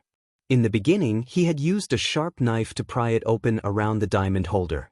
Later, he had even found a pair of sharp pliers to twist the diamond holder. He had been so wild and had even said that she did not deserve his gift. He could have taken it to the shop to get it, but he didn't want to. He destroyed it himself. She knew he was furious with her. All these years, he had never treated her like this. Because of their son's custody, he had quarreled with her time and time again. The matter of framing Jiang Zhao had been decided a long time ago. If they still refused to let go of the custody, it would have to be carried out. Yuan Shichang was a careful person. He knew that it would be difficult to set a trap for Jiang Zhao. However, Ye had a good friend called Zheng Ling who quickly found out. Zheng Ling's mother was greedy and snobbish, so she was quickly hooked up with someone and won a lot of money. Later on, even though she lost a lot of money, she kept trying to recoup her losses. She kept borrowing money from loan sharks. In the end, the amount was so large that even if Zheng Ling sold the studio, he would not be able to pay it back. Moreover, Yuan Shichang's motive was not for Zheng Ling's mother to pay the money back, but to use all means to threaten Zheng Ling. If he wanted to keep Zheng Ling's mother intact, Zheng Ling would definitely betray Yi Er. There was only one choice. According to their thinking, now that Yi Er and Jiang Zhao had feelings for each other, if something happened to Jiang Zhao, Yi Er would take the blame for Jiang Zhao. The only way to not implicate Jiang Zhao was to quietly get a divorce. As long as they were related, they could even adjust the system time to the day before the divorce. The Qin family had the ability to do so. However, Yi Er did not get a divorce. Instead, she came looking for them. "You want me to go to jail?" Zhou Li did not answer Zhuao's question. Instead, she blurted out a sentence without rhyme or reason. To prevent her hands from trembling, she gripped the armrest of the wooden chair tightly. Her sunglasses covered her eyes, but her voice was filled with panic. "Are you sending me to jail?" Yi Er suddenly opened her eyes. She realized a problem. It was not Sijie's problem, but if this was really Yuan Shichang's doing and if Zhou Li was also involved, and Jiang Zhao returned home safely, then besides Zheng Ling and Yuan Shichang, Zhou Li would also be in jail. She had once called her by her name. "Zhou Li, leave. Don't ever appear in front of me again." At that time, she really did not want to see this woman again. However, she had messed up her life and caused her father to be hospitalized and in a coma. She had a good life, but she did not want to live it. She just had to disturb her father's peace. Not wanting to see her forever did not mean that she wanted to send her to jail. It was fine as long as she lived a good life in another corner of the world. Jiang Zhao had once said angrily that such a mother was not worthy of being a mother. She also knew that such a mother was not worthy. But they had lived together for 17 years since they were young. There were too many memories that she could not let go of. If she could let go of them, she would not have cried so sadly when she said those words to Zhou Li outside her father's emergency room. "Zhou Li, I want to know what you used to threaten Zheng Ling." Zhou Li heard Yi Er call her name in front of Zhuahao and Qin Fian. Zhuahao was slightly surprised, but Qin Fian did not seem surprised. Zhou Li sat up a little straighter and lowered her head. Her voice was soft and panicked. Her mother owes a huge amount of gambling money. Her photography studio and house have been foreclosed. All of her savings and Lu Cheng's money have been taken away. In order to save her mother's hands and feet, Yi Er bit her lip. No one could hear her crying. They only saw her face covered in tears. She did not speak. When she spoke, she sobbed. As Yi Er bit her lip, she felt that the taste on her tongue was no longer salty. She was angry. Qin Fian pulled out a tissue in a panic. He opened Yi Er's mouth and wiped the blood on her lips for her. "Sister-in-law, calm down." Yi Er stood up and stared at Zhou Li, who was sitting down. She smiled sadly. "Calm down? How can I calm down? How can there be mothers like you in this world? How can there be mothers like you? If it's not gambling, it's chaos. Why did you give birth to a child? Why did you give birth to a child? When you gave birth, why didn't you strangle the child to death? This was what Yi was thinking at this moment. She thought about why Zhou Li didn't just strangle her to death back then. In order to save her mother's hands and feet, Zheng Ling chose to betray her friend. Even if her mother ruined her career and family beyond recognition, she could only be used by others. Because there was no time to think of a solution, there was no extra. She had so much time to think of a solution. Even Lu Cheng's money had been taken away. What kind of mother was she? And this mother of hers was even more ridiculous. Her son and daughter could have lived together without any worries for Wu Yu, but she had to destroy it for her own selfish desires. She destroyed it so naturally. With just a sentence, "I have my reasons," she completely destroyed it. Ever since Zhou Li was scolded by Yi last time, she felt guilty every time she thought about it. She did not even dare to look Yi in the eye. When Yi said such heartbroken words, she could not help but cover her face and cry. "Yi, I didn't want things to be like this either. I've said so many times that I only want Si Jie's custody. I only want Si Jie's custody, but you refused to give it to me. If you had given up Si Jie's custody earlier, none of this would have happened. Are you blaming me?" Yi smile was full of pain. Qin Fian kept rubbing tissue on Yi-er's face. Then he pressed down on her shoulders and asked her to sit down. Logically speaking, he and Zhuahao should stay away from such family matters, but he felt that Yi was family. Zhou Li's actions were not family. If a family member was bullied, what would they do? All he could do was to stay there in silence. "You should have told me earlier why you were so insistent on snatching Si Jie's custody. If you had told me clearly, I would have considered it. I would have tried to find a compromise to resolve this matter. But have you told me anything? You didn't. From the beginning to the end. You lied to me. You lied to me and you still blame me. Other than saying that you have your reasons, what else did you say? You hid so many things from me. Who can you blame?" Yi-er's agitated voice became louder and louder. The originally quiet tea room suddenly became a tea house. Zhuahao immediately got up and asked the waiter to bring a screen to block the scene of the quarrel. He also instructed the second floor not to arrange for anyone to come up. Zhou Li was stunned for a moment. She immediately ran over to Yi, who was sitting opposite her. She grabbed Yi-er's hand and said, "Yi-er, tell mommy. Tell mommy. Do you want to send mommy to jail because of Jiang Zhao? Do you want mommy to go to jail?" Zhou Li took the glasses off her face. Yi saw a shocking scar on the bridge of her nose and around her eyes. It was already very swollen and badly bruised. When she frowned, Zhou Li suddenly knelt in front of Yi and sobbed, "Yi, don't send mommy to jail. Mommy promises that it won't happen again. Dear, I beg you, don't send mommy to jail. Mommy loves you very much, very much." Yi hated it when Zhou Li knelt in front of her. She hated it. Zhou Li knelt down and kept saying that she was her mother and that she loved her. She kept reminding her that the person who knelt on the ground and begged her was her mother. God had played a big joke on her. It was said that fate was arranged by God. But one day, when someone asked her who she should save when her husband and mother fell into the river, should God come out and tell her what she should do? Yi realized that she was a useless person. Previously, she had already cut ties with Zhou Li and said that she would never see her again. But from the moment she saw this woman today, she could not calm down.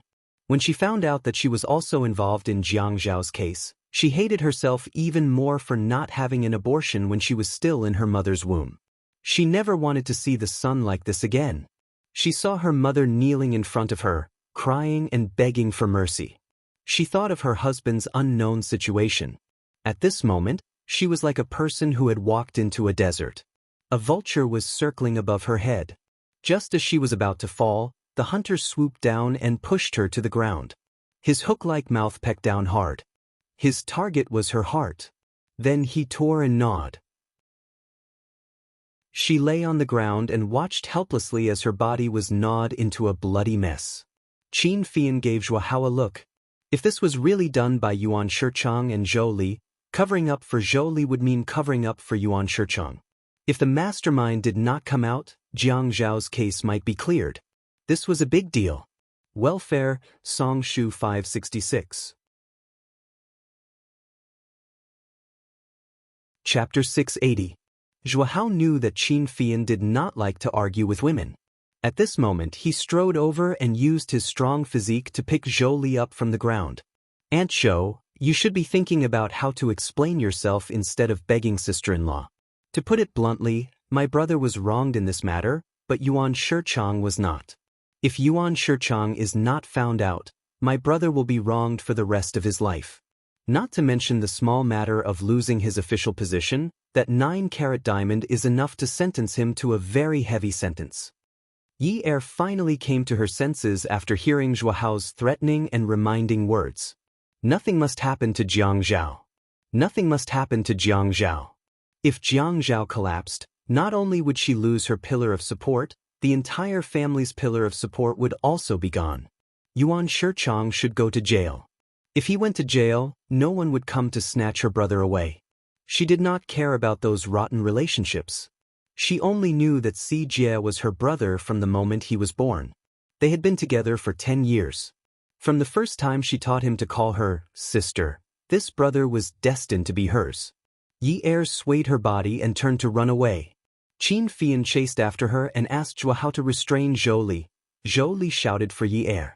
When Yi Er heard Zhou Li's shout, she ran even faster. Qin Fian chased after Yi Er and pulled her to the side of the car. He took out the key to open the car door and pushed her into the passenger seat. He sat in the driver's seat and said, "You have to face it sooner or later. Why are you running?" Yi Er leaned on the dashboard in the passenger seat and cried uncontrollably. Qin Fian was a little moved by the sadness in her sobs. "It's a little cruel. I don't want to face it. Sister-in-law, but you are my brother's wife. You are the granddaughter-in-law of the Jiang and Qin families. It's not that we want to teach you to forget your mother after you have a husband, but you clearly know who caused my brother to become like this.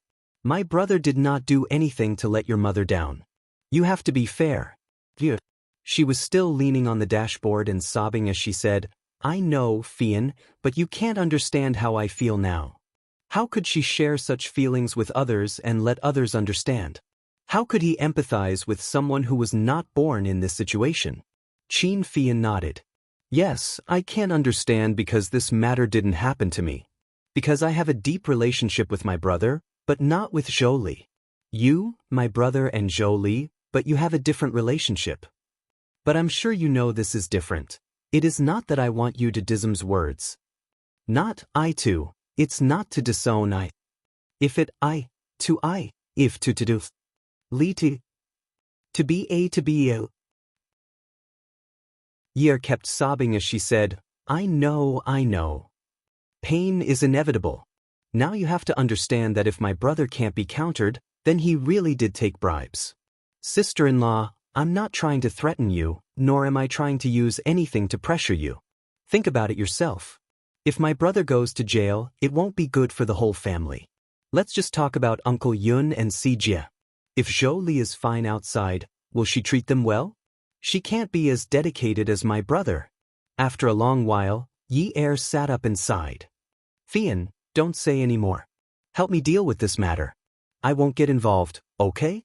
But if Zhou Li is really an accomplice, can you consider? I'll think of a way. Thank you. Because of Zhuang Yichen's intervention, Zhou Hao and Qin Fian's help, as well as Qin Rongfang and Elder Zhang's secret help, Yuan Shichang and Zheng Ling were interrogated and investigated. Zheng Ling confessed, but said that this matter had nothing to do with Lu Cheng. She had been cheating Lu Cheng of his money to pay off her mother's gambling debts. What was even more surprising was that Yuan Shichang also insisted that this matter had nothing to do with Zhou Li. He said that he didn't know anything about it. Zhou Li even got slapped a few times for defending Yi Er. When Zhou Li found out about this, she cried until she fainted. She always thought that Yuan Shichang hated her and would send her to jail with him. But he took all the blame alone. Qin Fian had promised Yi Er that he would help Zhou Li think of a solution. If Yuan Shichang took all the blame, then he couldn't be bothered to take care of it. It would save everyone a lot of trouble. Chang Li's concubine, Yuan Shichang, forced Zheng Ling to frame him. His crime was serious and he was sentenced to 20 years in prison. Because Zheng Ling's attitude was good, Yi Er didn't ask for an appeal. The original sentence was 5 years with 1 year of probation. If the Yuan family got involved in other lawsuits, they might have a chance to turn the tables. But the people they provoked were the Jiang and Qin families. They could have been sentenced to only 5 years, but their connections didn't work. Instead, the sentence of 10 years was reduced to 20 years. As for the Yuan family, once Yuan Shichang fell, they would basically fall.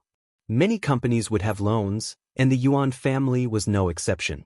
Zhou Yan wanted to turn the tables, but she was being pushed to her death step by step. She couldn't do anything and there was no way out. Soon, the bank came knocking on their door. At this time, all the shareholders who were related to them wanted to get a share of the profits. Soon, the Yuan family fell into chaos. The assets were quickly seized and auctioned off by the bank. 9 days. This was a record for the speed of the fall of a wealthy family in Haicheng. And the person who secretly pushed this record was Jiang Zhao. Jiang Zhao had just been cleared of suspicion, so it was normal. On the day of work, he arranged for people from the Industry and Commerce Bureau and the Tax Bureau to conduct a large-scale investigation of the Yuan family. The newspapers quickly reported the suspicious accounts of the Yuan family every day. They pointed out that the Yuan family had always been suspected of falsifying accounts to deceive shareholders. They also exaggerated the news of Yuan Shichang's imprisonment. The share price fell very quickly. Even if the market opened high and high, the Yuan family's shares were still lying on the floor, motionless. Jiang Zhao felt that he wasn't despicable. At least the methods he used were open and aboveboard. He only dug out the Yuan family's internal affairs for everyone to see. He went through the proper channels and wasn't as despicable as Yuan Shichang. Moreover, if he didn't do this, his grandfather and grandfather would have taken action. The whole thing had been tacitly approved by the 2 elders in his family. He was also doing this for the sake of the 2 elders' physical and mental health. He didn't want them to tire themselves when they took action. He was being filial. A wealthy family was suddenly burdened with debt. However, yesterday's prosperity was gone, leaving behind a desolate land.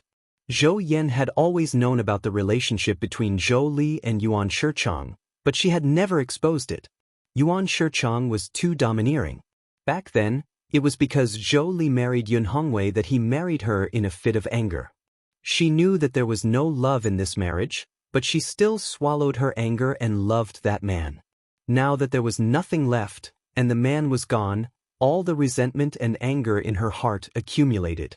It all came to Zhou Li. The family's assets were seized. Zhou Yan was like Yi Er back then, renting a house outside. However, Zhou Li's house was still there.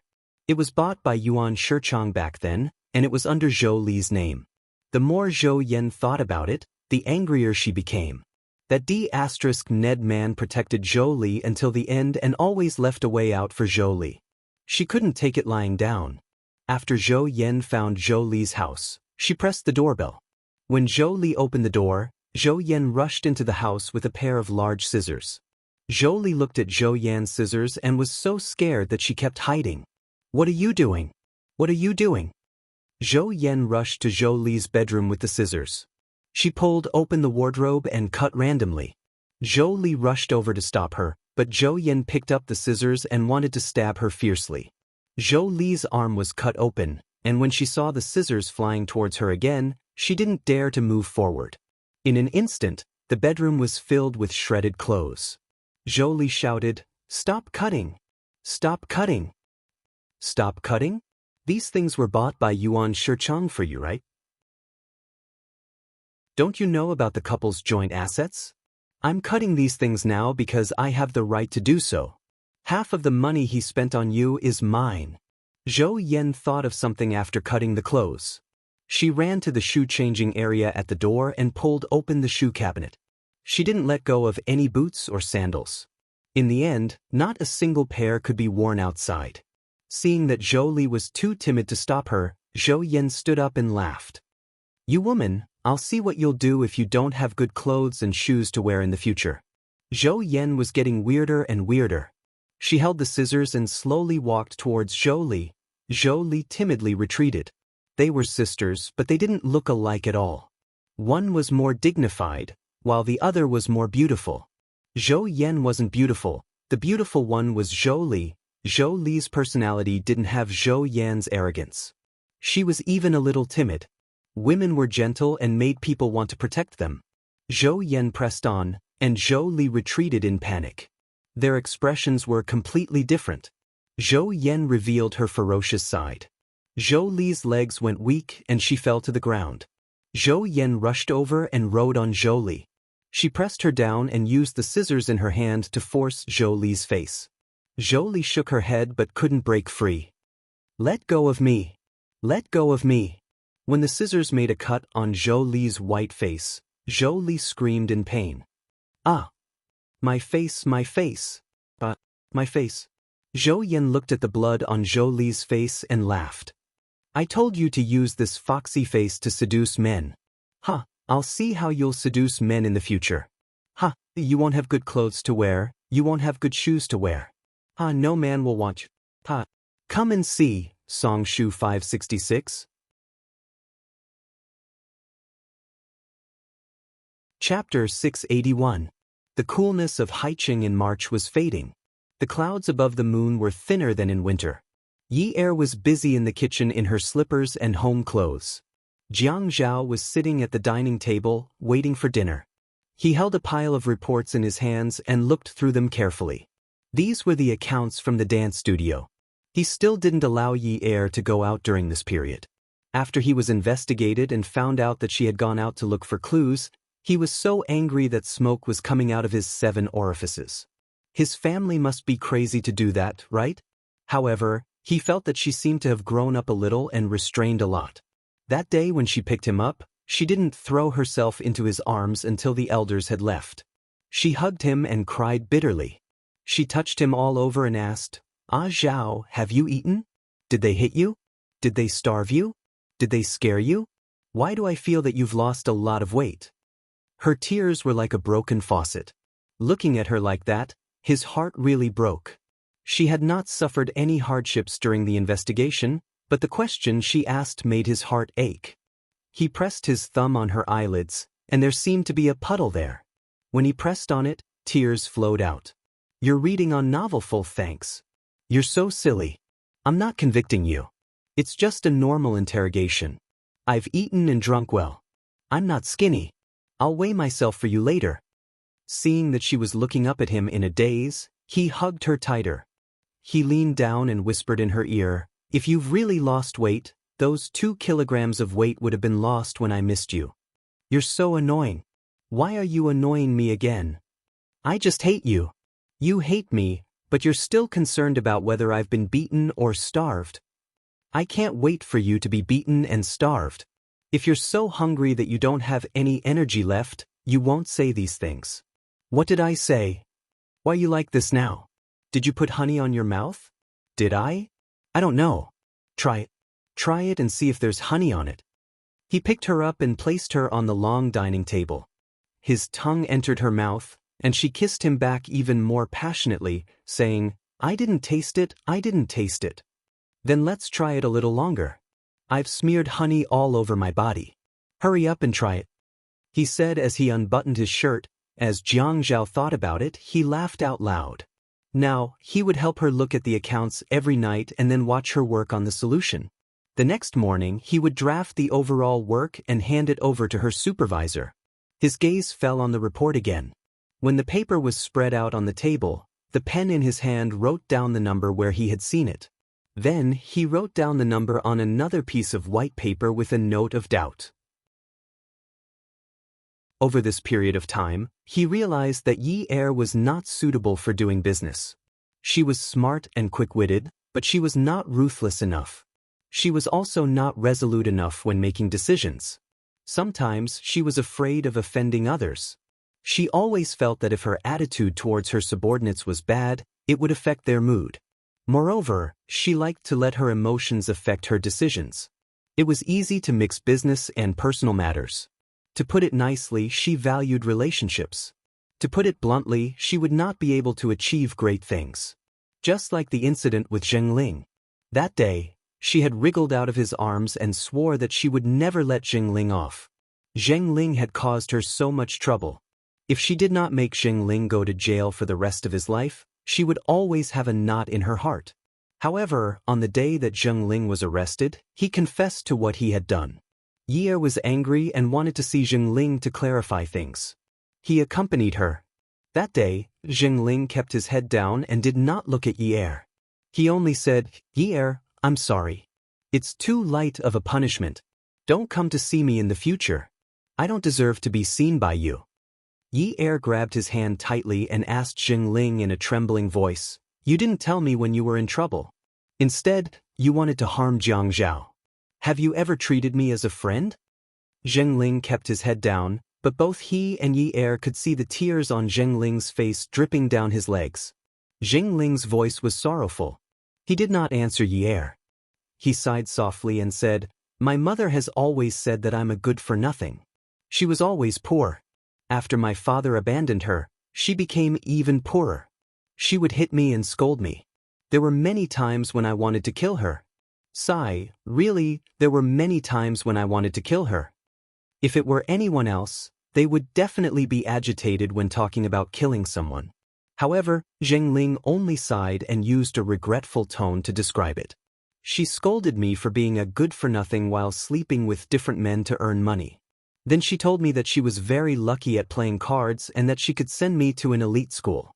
After I went to an elite school, I would find a rich man and I would never have to live a poor life again." When he and Ye heard this, they were both shocked. She told me to find a rich man while telling me that rich men were not reliable. She told me to find a reliable one and live a good life after marriage. She told me to go to a good school and get to know some powerful and influential people. She would be able to do twice the work with half the effort in the future. She would never be fooled by a playboy. She was very superficial, but she seemed to know everything. She kept lying to me, but there were a few times when I secretly stood outside the door and did not dare to enter the house. I heard her sleeping with another man inside. I hated her to the core. Really, I hated her so much. How could I have such a mother? When you helped me, she treated you like a bodhisattva. I was so happy because she rarely treated my friends so well. You were my best friend. She treated you well and always cooked your favorite dishes. But later on, your family declined. She did not allow me to interact with you, so I secretly interacted with you. When I wanted to help you, she scolded me. I really hated her to the core. How could I have such a mother? God was very unfair to me. When I wanted to repay her kindness, my mother scolded me every time. She said that I was an ingrate. I was already so old, but she still hit me. Even though I worked hard to earn money so that she could live a good life, she still called me an ingrate. She was very rude. I always scolded her viciously, saying that it was because of her that my father did not want her. Sigh, I hated her, but I also wanted to kill her. Really, sometimes I had forced delusions. I thought that she would suddenly die in a car accident. But when others told me to cut off her arms and legs, I felt that my sky was falling. I felt that I was so cheap. I hated her to the core, but I still wanted to save her.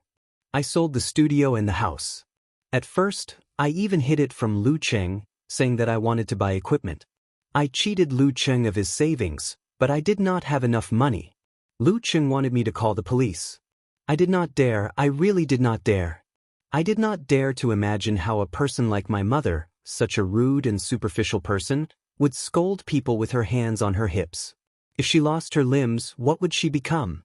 Even if she wanted to hit me, it would be impossible. Lu Cheng persuaded me the whole night, but it was no use. He said that in a legal society, we had to call the police. But I could not take the risk. I thought about how I stood outside the door when I was young and listened to her negotiate with other men in the room. After a while, she would give me a large sum of money to pay for my school fees, saying that she had good luck. I thought about it and wanted to just cut off my arms and legs and give them to them. She really did not have a good life. Lu Cheng and I treated me well, But my father did not treat her well for a single day. At least I was happy. I had friends, I had lovers. Yuan Shichong's condition was for me to send the fruit basket to your house. I knew that Jiang Zhao would lose his job, and I knew that you would be in pain. When you told me that day about your and Jiang Zhao's wedding photos, I knew that you would be in pain, but I still did it. Later on, Jingling did not speak. During this process, she did not sniff or wipe away her tears.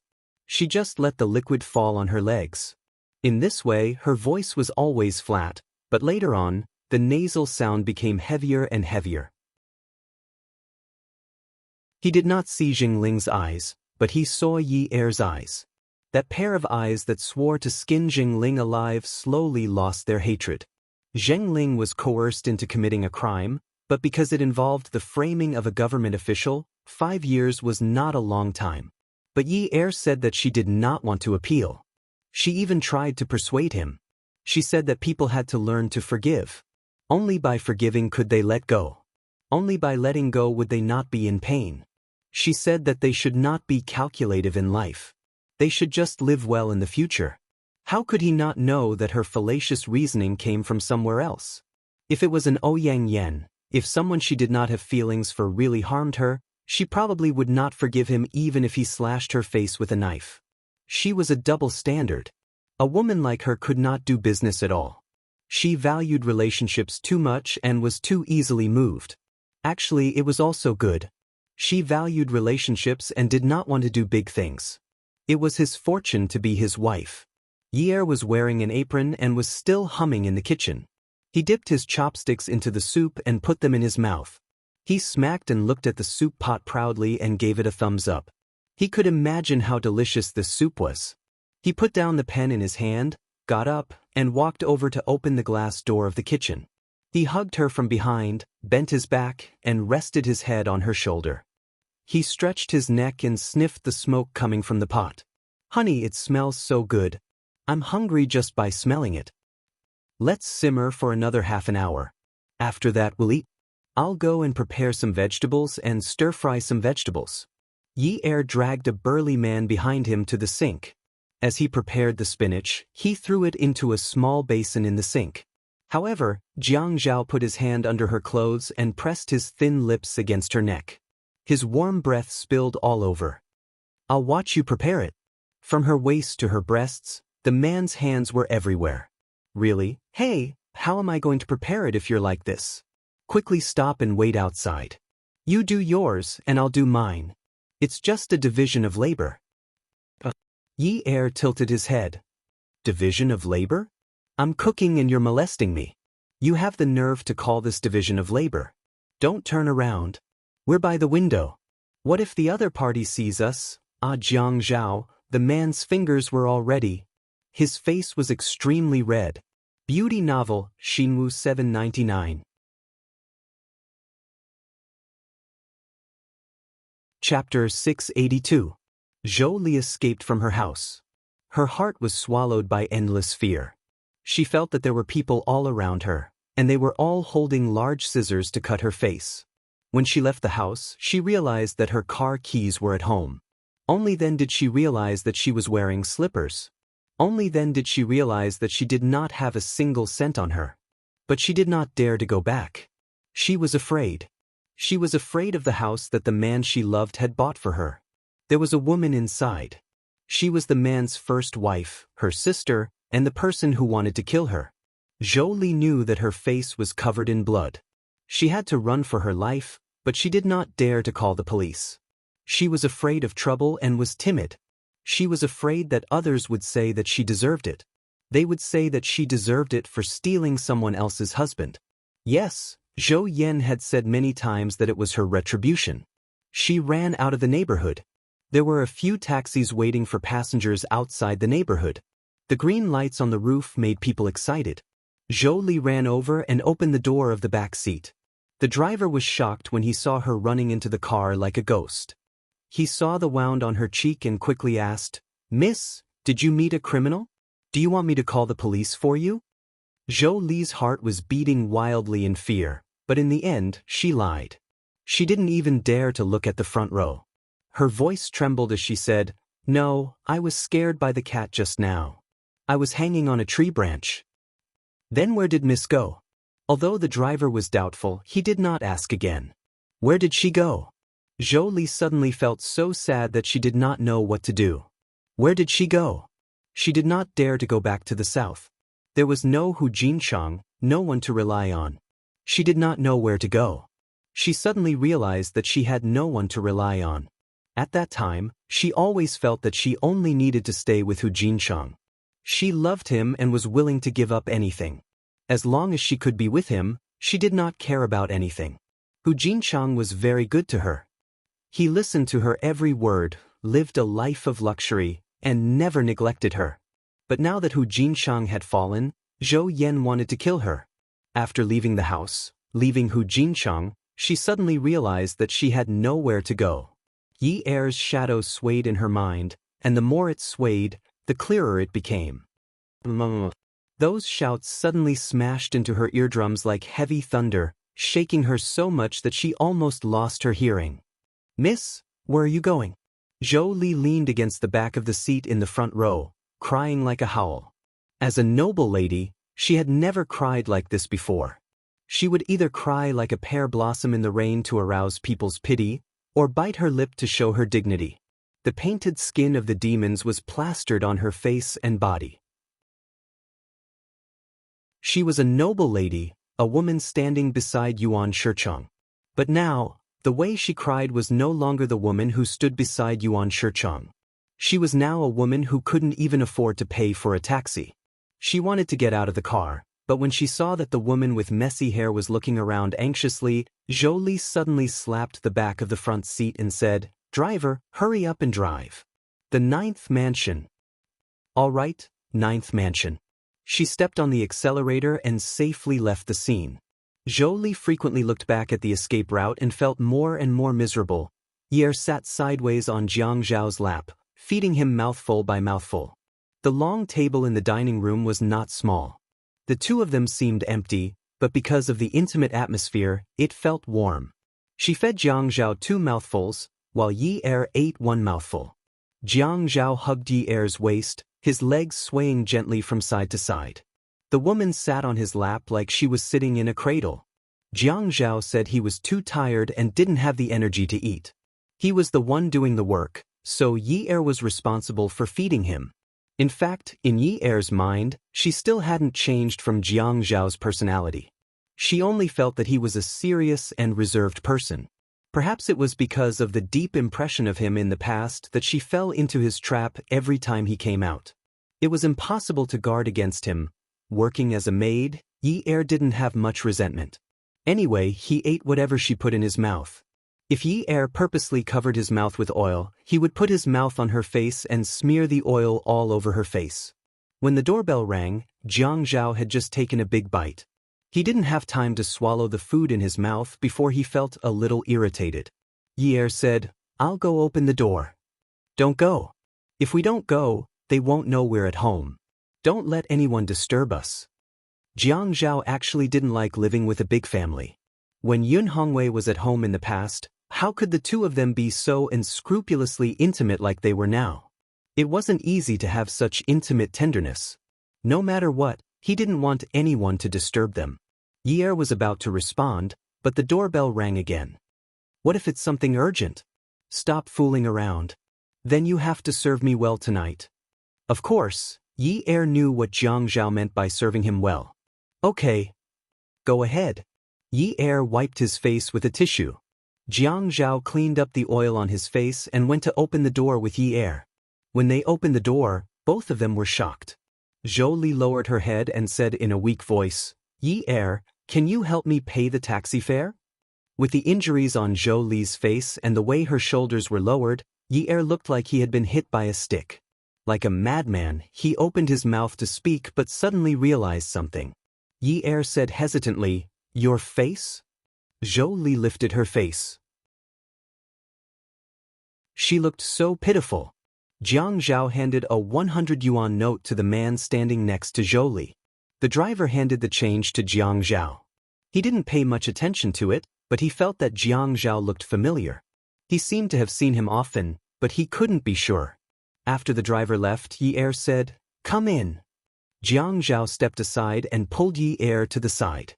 Zhou Li knew that Jiang Zhao hated her and didn't even call her Mom anymore.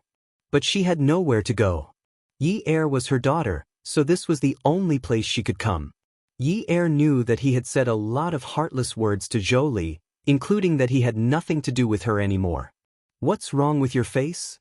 Yi Er wanted to call her Mom, but his mouth felt like he was chewing wax and couldn't say it. "Mom has nowhere else to go, Yi Er." Zhou Li had already changed into her slippers. Yi Er said, "Let's go to the hospital to treat your wounds first." Zhou Li nodded. But Jiang Zhao asked, "Have you eaten?" Zhou Li said, "No." "Then let's eat together." Zhou Li really wanted to go to the hospital, but with Jiang Zhao like this, she didn't dare to make a request. Yi Er seemed to only listen to Jiang Zhao. Thinking about that day, she had rushed into Jiang Zhao's house and slapped him. At this moment, even if she minded the injury on her face, she didn't dare to go against Jiang Zhao. Jiang Zhao went into the kitchen and took a bowl. He turned on the rice cooker and filled Zhou Li's bowl with rice. He handed it to her and tried to make his tone as gentle as possible. "Yi Er made this. It tastes pretty good. Try it." If it were up to him, he wouldn't have let Zhou Li in at all. But Yi Er's face was stiff, and he was more upset than anyone else. Jiang Zhao and Yi Er sat on one side while Zhou Li sat opposite them. When he was filling Zhou Li's bowl with soup, Jiang Zhao said, "Yun Yi made this. It tastes pretty good." She took a long time to boil the soup. During this period of spring, she was afraid that I would get angry, so she put a luohan fruit in it. There weren't many dishes. For Yi Er and Jiang Zhao, it was just a pot of soup with a meat dish and a vegetable dish. Usually, the two of them wouldn't be able to finish it, but it was just enough for Zhou Li. Attention, Hongcha 866.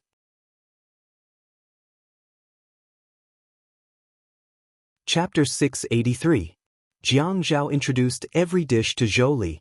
As he did so, he was filled with an indescribable happiness. Jiang Zhao knew that his actions were despicable. He just wanted Zhou Li to feel uncomfortable. He wanted her to see what kind of life he and Yi Er were living.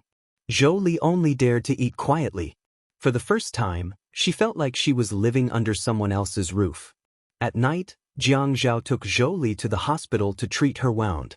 She had many requests, but the most important one was that there be no scars. Jiang Zhao smiled. "That's impossible. The wound on Yi Er's forehead wasn't this deep. There were still some scars, but it's okay. I don't think it will affect anything." Zhou Li looked at Yi Er with pitiful eyes. Yi Er then said to the doctor, "Treat it well. Try not to leave any scars." The doctor said, "It's impossible to not leave any scars.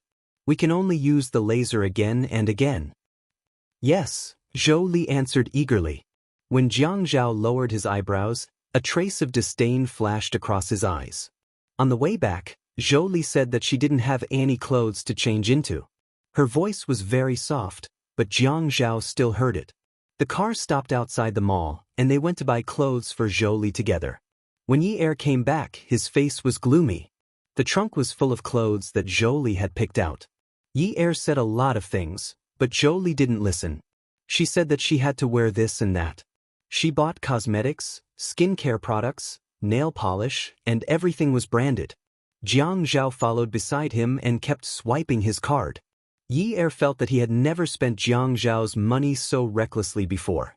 He really had the urge to kick the tires. When they reached home that night, they arranged for Zhou Li to stay in the guest room downstairs. Jiang Zhao was sullen after he went upstairs. To him, it was too disappointing. It wasn't that he didn't respect his elders, but he had always thought that he was a very competent and qualified junior. No matter who in the Yun family it was, he didn't let them down. It was true that his father-in-law was a burden to him, but at least his father-in-law knew how to conduct himself. He still hoped that Yi Er would live well, so he was willing to do some things. Si Jie had always been sensible and was always on Yi Er's side. Zhou Li? He couldn't figure out why he couldn't scold that woman. He wanted to scold her, but it definitely wasn't because of the money she spent today. Yi Er followed behind Jiang Zhao the whole time. She took his clothes and went to the bathroom to adjust the water temperature for him to take a bath. After taking a bath, Jiang Zhao was still unhappy, so he went to bed. Yi Er glanced at her and took her pajamas to take a shower. As the warm water splashed against his body, Yi Er saw the white mist rising around him. He was lost in thought. Find a stick to stand on. Everyone could tell that Jiang Zhao was unhappy today. He was unhappy all the way home, and the reason for his unhappiness was his mother, Jolie. Although she didn't have the ability to see through Jiang Zhao completely, at the very least, he was a person who treated his family very well. Whether it was the Jiang family, the Qin family, or the Yun family, as long as they were his family, he would do his best. But she could understand why he didn't like Jolie. Jiang Zhao felt a gust of cold air behind him. Then the woman's slender hands and soft body wrapped around him and pressed against him. "Hubby," called out in a low voice. Jiang Zhao turned around and hugged Yi Er. "Why are you calling me so sweetly?" "Yeah, didn't you say that I would serve you well tonight? I'm fragrant after a bath. I'm here to let you do whatever you want to me," Yi Er said as she pretended to lower her head shyly. Look at her like this, really, but he liked it. He reached out and sucked her mouth. He kissed her more forcefully and rubbed her harder. Unlike today in the kitchen, the bed was a good place for him to do whatever he wanted. "You only know how to seduce me for no reason. Yeah, you said that I'm a little fox. Shouldn't this be the time for me to cultivate? If I don't seduce you, who else should I seduce? I have to rely on sucking a man's essence to cultivate. Don't you know? Then you have to be careful. You have to think that you can do it for 80 years. Just as Ur let out an unbridled laugh, the man slipped in along the way. Oh, after a round of passion. Yi Er leaned into Jiang Zhao's arms. "Ah Zhao, I'll find a house for my mother tomorrow." "Why?" Yi Er's fingers circled the man's chest. "You and my mother don't get along. Living together will be tiring for her. She's also used to being free. I think you won't understand her behavior, so it's better if we don't live together. Then what will she think? What if she doesn't agree?" "Yun Yi, Jolie won't agree to it. Look at the injury on her face today. Aren't you curious about why it happened?" "I think it's my aunt who did it." "You guessed it?" "Yes, if not, with my mother's personality, she will definitely come and complain. This matter." Lowered her head, her voice was filled with a sense of inferiority. "It will have a bad impact on her." Jiang Zhao hugged Yi Er. "Her matters have nothing to do with you. You don't have to feel burdened. It's not good, you know? Don't always feel that you can't hold your head high in front of me because of her matters. If I care about those things, can we be together? Take it easy." "Yeah, I'll go look for a house tomorrow. If you're unhappy every day, it'll affect your work. Let's ask for her opinion first. It's good that we don't live together, but if she doesn't agree, she's your mother after all. Although she's heartless to you, legally, we have the obligation to support her." Actually, Jiang Zhao's words were the most heartless. Even if the matter was in the past, his mother's heartlessness to him would still make his chest feel stuffy and short of breath when it was mentioned.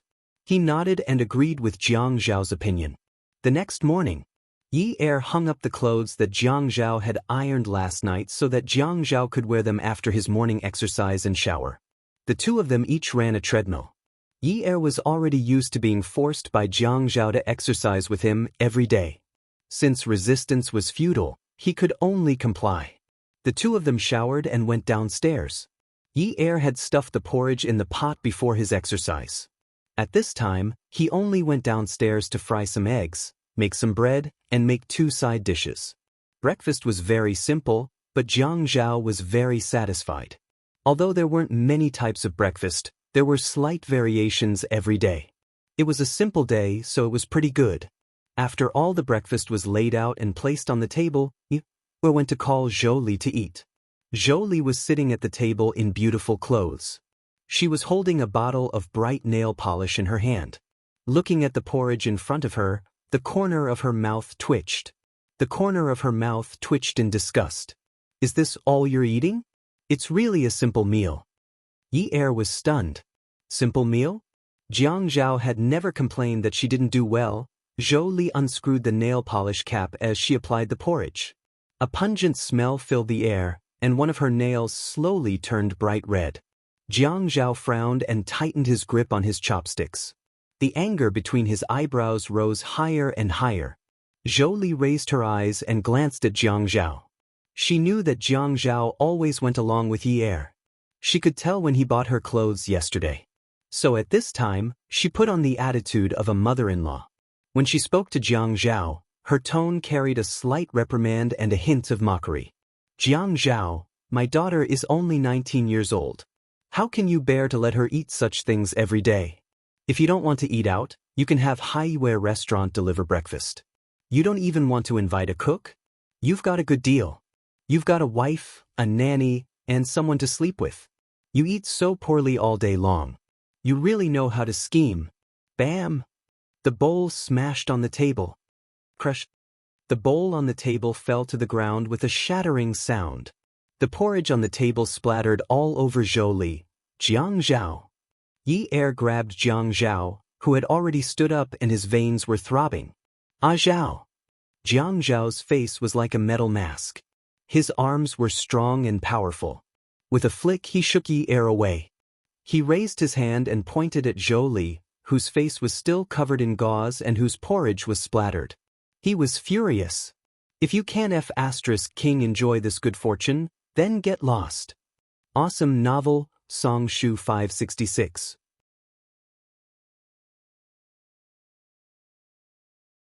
Chapter 684. Jiang Zhao could not stand a woman like Zhou Li. Even if a woman wanted to paint her nails and flirt, there should be a time and place. It was early in the morning, and the location was at the dining table. But it was enough that he could tolerate these things. But what he could not tolerate was Zhou Li's disdain. The Jiang family had been strict since young. They never advocated extravagance and waste, and the Qin family was the same.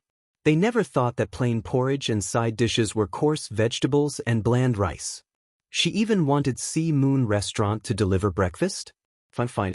Everyone's requirements and standards were different. He did not insist. What was Yi Er? Be a nanny and sleep with him? He had never thought of having Yi Er be a nanny. The auntie at home was only in charge of the housework during the day because he did not go home for lunch. In the past, it was the auntie who cooked for his father-in-law. When he was at home at night, he naturally did not want to eat the auntie's cooking. But if Yi Er was unwilling, he would not force her. Be a nanny and sleep with him? Didn't she feel how harsh her words were? What did Yi Er become? Sleep with him? Was Yi Er a prostitute? Yi Er hugged Jiang Zhao and stroked his heaving chest. She shook her head and looked at him. Ah Zhao, don't be angry. I didn't take it seriously. I took it seriously. After Jiang Zhao pushed Yi Er away, he also pushed the chair away and went upstairs to change his clothes. Yi Er watched as Jiang Zhao disappeared around the corner of the stairs. Zhou Li, what are you doing? Yi Er could not call Zhou Li mom in front of her. She already had a psychological barrier. In front of Jiang Zhao, she could still call her my mom. But looking at Zhou Li, she felt more like an old mother waiting on her. Her daughter. Dear Jiang Zhao asked me to leave. Zhou Li walked shakily to Yi Er's side. She tugged on the apron that Yi Er was still wearing. When she heard Jiang Zhao tell her to get lost, her legs trembled. She didn't dare to leave. She didn't want to leave. She was afraid that she would meet Zhou Yan as soon as she went out. No one dared to come to Jiang Zhao's house to take her away. She couldn't leave this protective umbrella. All right, I'll look for a house for you during the day. Yi Er took a towel from the kitchen and wiped the porridge off the table. Then she went to the balcony to get a cloth to clean up the porridge. Zhou Li was afraid of brushing her own feet, so she took a few steps back and said fearfully, Yi Er, I'm not leaving. I want to stay with you guys. How are Jiang Zhao and I going to live with you if you live with us like this? Zhou Li looked at Yi Er's indifference and felt her heart clench. In the past, Yi Er always hoped that the family could be together, but now she wanted to chase her away? As for Yi Er, the blood relationship between mother and daughter could not be severed. No matter how detestable other people thought Zhou Li was, it could not change the fact that Zhou Li was her mother. There was a feeling that was hard to understand called empathy. But at this moment, she could feel Zheng Ling's pain. She also responded to her mother. At that time, Zheng Ling cried and said, "Yi Er, do you know? I hate her to death. How can I have such a mother? I wanted to kill her several times, but..." Yi Er lowered her head and wiped the floor. She gritted her teeth and thought angrily, "How can I have such a mother? Here, don't let mommy leave. Mommy has nowhere to go. I know you're afraid of hardship. I'll find you a neighborhood with a good environment and hire a cleaner for you. I can still take care of you now. Don't worry, I'll try my best to not let you suffer. But something like last night's shopping spree, I won't let it happen again." Yi Er raised her head and looked resolutely at Zhou Li, who had been standing far away from her. She threw the rag on the floor and stood up. Her hands were a little dirty and wet, so she wiped them on her apron and said seriously, "Ever since the Yun family fell, I've always split my money into two. Sometimes, I wish I could split it into 3 or 4. You can say that I'm useless and can't enjoy life, but I've never spent Jiang Zhao's money like that before. Whether he has money or not is one thing. So what if he has money? No one's money comes from nothing. Every penny he earns is hard work. If I can bear the family expenses, I won't have any objections if you want to buy those luxury items. But my dance studio has only been open for a few months. It's not like you don't know that. Do the math yourself. Last night, you alone spent more than 3 million yuan. Do you know how big of a sum 3 million yuan is? Do you need to buy so many clothes that cost 2 to 300,000 each? Do you think Jiang Zhao is a sucker? I can't buy more than 3 million worth of clothes and cosmetics in a year. If I had known earlier, I wouldn't have let Jiang Zhao shop last night. If I had only wanted to go with you, I wouldn't have bought those clothes for you." Zhou Li said anxiously, "Mommy won't buy them in the future. I won't buy them, okay? I couldn't hold it in. I'll change in the future, okay? Tell Jiang Zhao that I won't do it again." Yi Er brushed away Zhou Li's hand that was tugging on her apron. "Jiang Zhao doesn't care about your spending. I'm the one who cares about money.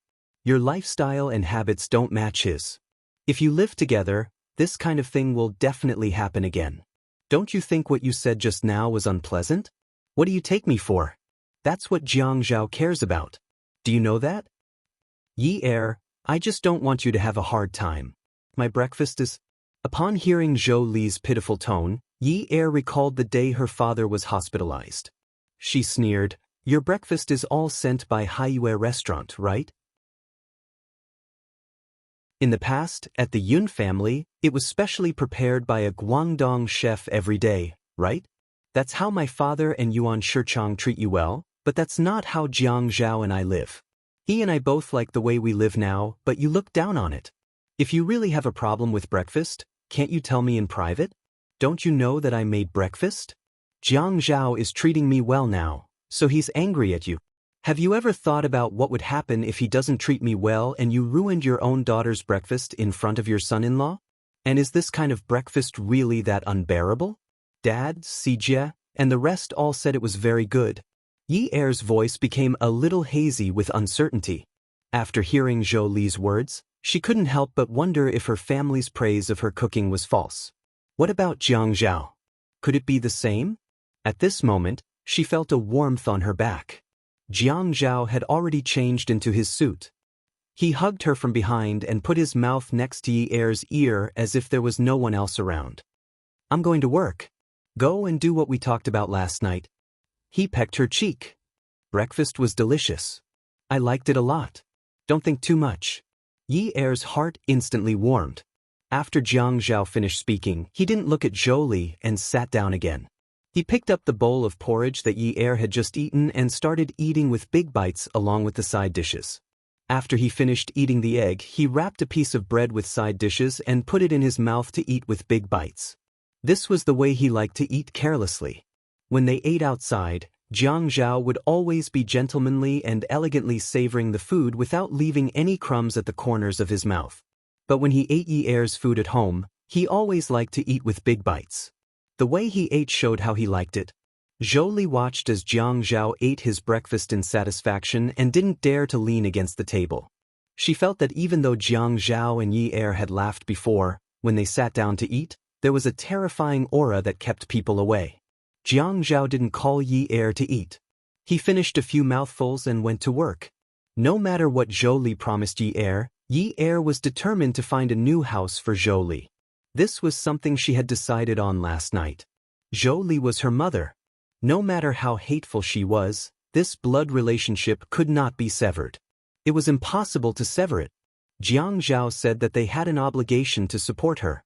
In fact, he was already very kind. What Zhou Li and Yuan Shichong did almost caused Jiang Zhao to never be able to recover.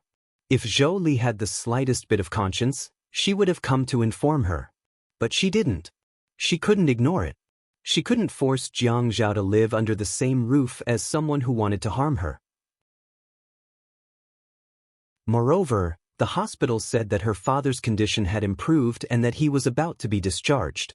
If Zhou Li said something she shouldn't, her father wouldn't be able to withstand the slightest provocation. Jiang Zhao returned to the building. The secretary had been changed. Her name was Li Ran. She was the secretary of the deputy director of the city's public security bureau. This was considered skipping a grade. Li Ran had worked in the public security bureau for a long time. When she did things, she always had the mindset of a public security bureau detective. The things she did were very interesting. The reports she wrote also had the flavor of investigation and counter-investigation. Jiang Zhao felt that this young man would probably have to return to the Public Security Bureau to be an officer in the future. Otherwise, he would feel like a hero with no place to use his talents. Shen Kai sat on the sofa and drank the coffee made by Li Ran. However, he complained about Li Ran unkindly. Jiang Zhao, your current secretary really doesn't know the ways of the world at all. Really, I'm still a member of the Examination Institute, right? Even if I'm a Luo, I'm the only one who can investigate other people. No one else can investigate me. How dare he interrogate me? But I'm still not a Luo. I'm the biggest Luo in the procuratorate. Jiang Zhao was sitting opposite Shen Kai. He was fiddling with the tea set and brewing tea. When he heard Shen Kai was angered by Li Ran, he laughed. It's all because of Luo. Yes. It's still Luo. You're amazing. You're not Luo. You're just a mayor. Jiang Zhao raised his eyebrows and said provocatively, That's right. I have a higher rank than you. What should I do? Shen Kai was a loafer. Even in the mayor's office, he was still a loafer. Of course, the premise was that the mayor's secretary was not present and the door was closed. Sometimes, a hooligan's words were like a robbery. It's good that you don't know what to do. Since you have a higher rank, then why don't you do something? What's in it for me? No matter if it was Jiang Zhao, Zhuang Yichen, or Shen Kai, or anyone else in this circle, they would not forget to add on. What's in it for me? No one is willing to help others if there is no equivalent exchange of benefits. This is the unspoken rule in this circle. Of course, I don't think I'm such an unscrupulous person. The smile on Jiang Zhao's face and eyebrows was faintly discernible. Let's talk about the benefits first. Robber. You're a hooligan. What qualifications do you have to call me a robber? Fine. I received a report from the front line. Ouyang Xing had used his personal connections to approve a 200 million loan to Ouyang Xing. What do you think of this condition? Jiang Zhao laughed. You have no conscience. Everyone knows you like Ouyang Yen. Shen Kai slanted his lips and gave a mischievous smile. Didn't you like her too? What did the movie say? Who hasn't liked two scumbags in their lifetime? Jiang Zhao laughed and spat. If there's a scumbag, it's you. Haiqing's #1 hooligan. You have the nerve to call others scumbags. Jiang Zhao felt that although Shen Kai looked like a simple-minded hooligan, he was actually very clear about his own interests. When it came to women, it was true that he liked them, but he would put his own interests first. It seemed that he had never given up his own interests for the Ouyang Yen. If such a man was placed in ancient times, he would be the material of an emperor, right? He was heartless. But to say that Shen Kai was heartless, Jiang Zhao shook his head. What Shen Kai said next must have something to do with the Shen family. Sure enough, Shen Kai drank his coffee and leaned back. I heard that Grandfather Qin recently found a family for Fei Yu. They plan to have a marriage alliance with G City's Pei family. Is that right? That's fast news. They've only been talking about this for a few days. Since the Qin family and the Pei family are going to be in-laws, things are easier to talk about. Oh! Yesterday, Shen Xian was playing in G City and beat up the young master of the Pei family. In Haiqing, the Shen family is also one of the top families. Shen Kai was annoyed. He wanted to light a cigarette, but after thinking about it he gave up. Jiang Zhao nodded. Indeed, the Shen family was definitely one of the top families in Haiqing. Shen Xian, this girl, had become more and more troublesome in the past 2 years. She had the title of Haiqing's #1 beauty, but she didn't look like a well-bred young lady at all. No wonder a hooligan like Shen Kai was frowning so much. Shen Kai sighed. Now that the Pei family has detained her, it would be fine if she was in Haiqing. But in G City, the strong dragon can't suppress the local snake. My family's old master is so angry that he's about to vomit blood. Jiang Zhao looked at Shen Kai's melancholy expression. He really couldn't relate this to Shen Kai. Jiang Zhao's tea was already boiling. He smiled as he poured water into the teapot to wash the tea set. Are you still afraid that the Pei family will do anything to Shen Xian? The Pei family also knows the Shen family's status in Haiqing. They definitely won't do anything rash. Look at how anxious you are. Don't worry, they probably just want Xian to admit her mistake and apologize or something. Shen Kai rolled his eyes at Jiang Zhao. That's why people say that acne is the least worrisome when it's on someone else's face. If Fei Yu was detained today, I'll see if you can still smile. Jiang Zhao shook his head. Our Fei Yu has never hit anyone, so this kind of thing won't happen to Fei Yu. See, you always think that your sister is the best, right? Hearing you say this, I really want to beat you up. How about this? I'll immediately get Grandpa to contact the Pei family and bring Xian back. But I'll add one more condition. How about it? When Jiang Zhao spoke, it was as if he was brewing tea on the tea table, neither hurried nor slow. But when he looked at Shen Kai's gaze and smile, it was as if there was a needle hidden in the silk floss. Sigh. Shen Kai looked straight into Jiang Zhao's eyes and suddenly shook his head. Jiang Zhao, I'll tell you this now. If you can help me this time, as long as it's within my ability, I won't even frown. Come and see. Xinwu 799.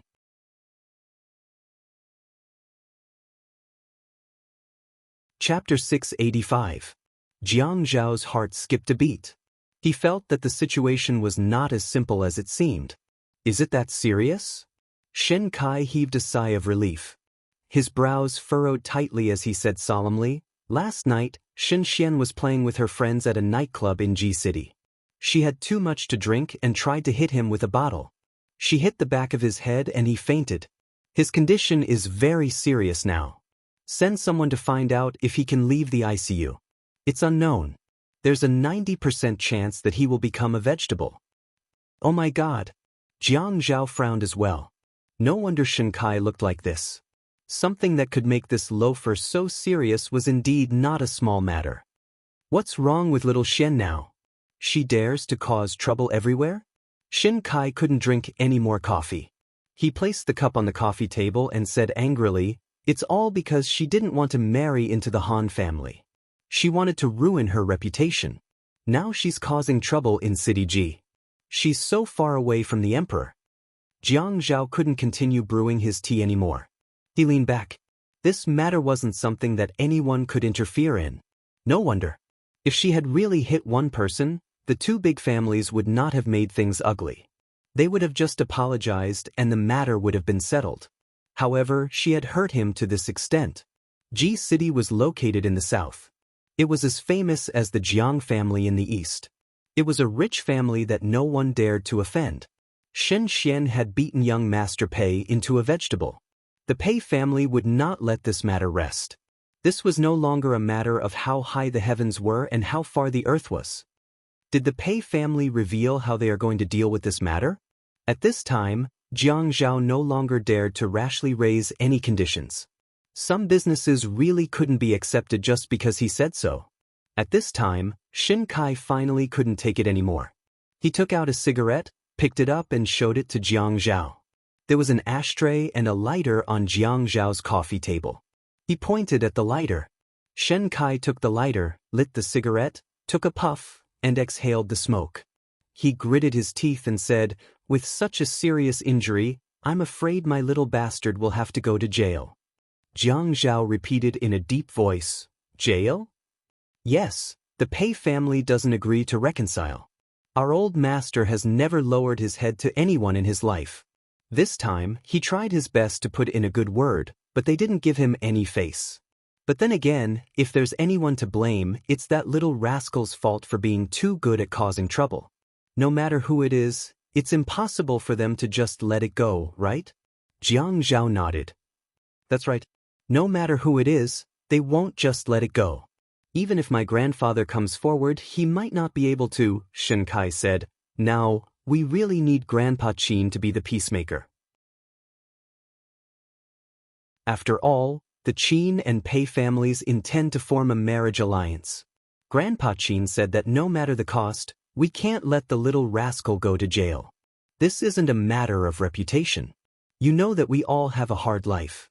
We all have men as the boss, and the youngest is a girl. Jiang Zhao teased, "Are you saying that Grandpa Shen is biased?" "That's not it. I naturally dote on that little rascal as well. Although I'm angry at her for this matter, it's already happened. What else can we do? Also, the incident at the nightclub can't be blamed entirely on that little rascal. Everyone should be at fault at the start. Sigh, the more I talk about this, the more I feel like I'm trying to make excuses for that girl. Sigh, let's not talk about it. You won't understand how I feel." "Why wouldn't I understand? Who doesn't protect their children? Who doesn't want to defend their children when something happens to them? No one is a saint, isn't that right? How can my grandfather be the peacemaker?" Shen Kai didn't speak for a long time until he finished his cigarette. "You know that Xin Xian has an engagement with the Han family. It's not very good for us to take the initiative to break off the engagement. I want Grandpa Qin to come forward and mediate the situation. Now that Xian is in trouble, isn't it better to have the Han family to back her up? Breaking off the engagement at this juncture?" Jiang Zhao had just finished speaking when he saw Shen Kai's eyes turn red for the first time. Shen Kai raised his head and looked. He looked up. He calmed himself down and looked at Jiang Zhao again. "Old master means that as long as that little rascal doesn't go to jail, we'll think of a solution in the future. There's a 90% chance that Boss Pei will be in a vegetative state now, but..." Shen Kai pressed the cigarette in his hand heavily into the ashtray and rolled it repeatedly with unusual force. A little cigarette but was enough to make his joints turn white. His hand and lips were trembling, but he didn't look at Jiang Zhao. "Old master said to negotiate with the Pei family for that little rascal to marry over. Even if Boss Pei is in a vegetative state for the rest of his life, the little rascal will take care of him for the rest of his life and give him 100 billion dowry." Jiang Zhao was shocked by Shen Kai's words. Shen Kai continued, "The Pei family is in a fit of anger now. Old master is worried that they won't agree to a reconciliation even if that's the case. He's so anxious that he can't get out of bed. So, he sent me to talk to Grandpa Qin. I thought about it, and since we're of the same generation, I decided to sort this out with you first. I'm also in a mess now. After all, I don't know Grandpa Qin's temper. Do you think the Qin family can help with this matter? The old master can't even catch his breath now. If that little rascal goes to jail, I'm afraid the old master will have to hand it over to us. You know, my uncles and my father have 2 or 3 children in our family. Unfortunately, Xin Xian is the only one left. The old master can't bear to..." Shen Kai's sincerity was hard to come by. This touched Jiang Zhao very much. He gritted his teeth as he called Shen Kai a little rascal. But the emotion and tone of his voice were all love that he wished he could protect under his wings. Shen Kai was right. Acne on other people's faces was the least worrisome. If this matter happened to Fei Yu, it would worry the family to death. Grandfather would definitely be so angry that he couldn't get out of bed. I'll discuss it with Grandfather. I really don't dare to ask for your benefits now. I'll give you an answer tonight? Hearing Jiang Zhao's words, Shen Kai pushed his luck. Let's do it in the afternoon. Don't do it tonight. You wait until night. How can my days pass by so quickly? Okay. I'll call my grandfather immediately. But I can't promise you anything. I can only do my best. Shen Kai stared at Jiang Zhao and slowly said solemnly, Jiang Zhao, if the Qin family can help resolve my sister's matter, I, Shen Kai, will treat you as a real brother. If you need my help in the future, don't hesitate to tell me. I, Shen Kai, will not hesitate. Jiang Zhao was stunned. Then he slapped his thigh and said straightforwardly, okay. Yi Er's efficiency in finding a house was due to the fact that she had commissioned an agent. She had stated her requirements. Exquisite renovations, 40 to 60 square meters, 1 or 2 rooms were fine. Zhou Li complained that the apartment was too small. Zhou was furious. Madame Zhou, an exquisitely renovated 40 square meter elevator apartment would cost 2,000 yuan in Haicheng. 60 square meter apartment would cost nearly 3,200 yuan. What more do you want? You live in such a big house. Can't you even let me stay in one? Yi Er controlled her temper. The more Zhou Li acted like this, the more she felt that renting a house was the right thing to do. If she lived with Jiang Zhao like this, Jiang Zhao would definitely be so disgusted that he wouldn't want to go home. The house I rented for you isn't bad. You can have whatever you want. It has furniture and appliances. The renovations aren't bad either. The houses I found for you are all renovated by landlords for you to live in. Others have lived in those houses before. You allow your father to live in 9th mansion, but you don't allow me to live there? Heh, didn't you say that you wanted Si Jie and I would live with Dad? Isn't it natural for Dad to live with me? Then do you want Si Jie now? You can take care of Si Jie. You'll be responsible for his living expenses, school fees, and transportation. Zhou Li was immediately dumbfounded. I think I'll live alone. I don't have the ability to take care of Si Jie. Yi Er resisted the urge to scold her and turned to follow the agent. In the morning, Zhou Li's housing problem was quickly solved and she hired a cleaner to clean the house. Zhou Li was penniless. She lowered her head and said, Yi Er, Mom doesn't have money with her. Yi Er went to the rental house to get some cash. She knew that Zhou Li was a spendthrift. She had about 3,000 yuan left in her bag and gave it all to Zhou Li. Although the rent here is expensive, the surroundings are complete. There's a big supermarket at the intersection. You can buy some groceries to cook at home every day. Don't eat out all the time. It's expensive and unhygienic. I'll give you 3,000 yuan for living expenses every month. You can spend it sparingly. Zhou Li looked up in shock. 3,000 yuan? How can 3,000 yuan be enough? God, how am I supposed to live on 3,000 yuan? Yi Er really felt like crying. She hadn't called her mom for a long time. But now, she called her mom with dissatisfaction. I used to live in an old house with Si Jie for more than 8 years. We only spent about 600 yuan a month on groceries. And I spent so much because I had to give Si Jie more food every week when he came back. I usually buy 50 yuan worth of groceries and put them in the fridge for a week. Now, I'm letting you live in an apartment with an elevator. I'll pay for the rent and utilities. 3,000 yuan a month. How is that not enough? Yi Er, you're married to Jiang Zhao. Jiang Zhao lives in such a big house and is so rich. Why don't you ask him for more? 3,000 yuan isn't even enough to book a monthly card at the beauty salon, okay? Yi Er clenched her fists and held back her anger. She sneered and said, Ms. Zhou, Jiang Zhao is an idiot. That's why he married me. I'm an idiot. That's why I care about you. Then she turned around and left. Zhou Li heard Yi Er's voice getting farther and farther away. 3,000 yuan a month. Take it or leave it. If you don't want it, I won't send you any money next month. You have to figure it out yourself. Awesome novel. Xinwu 799.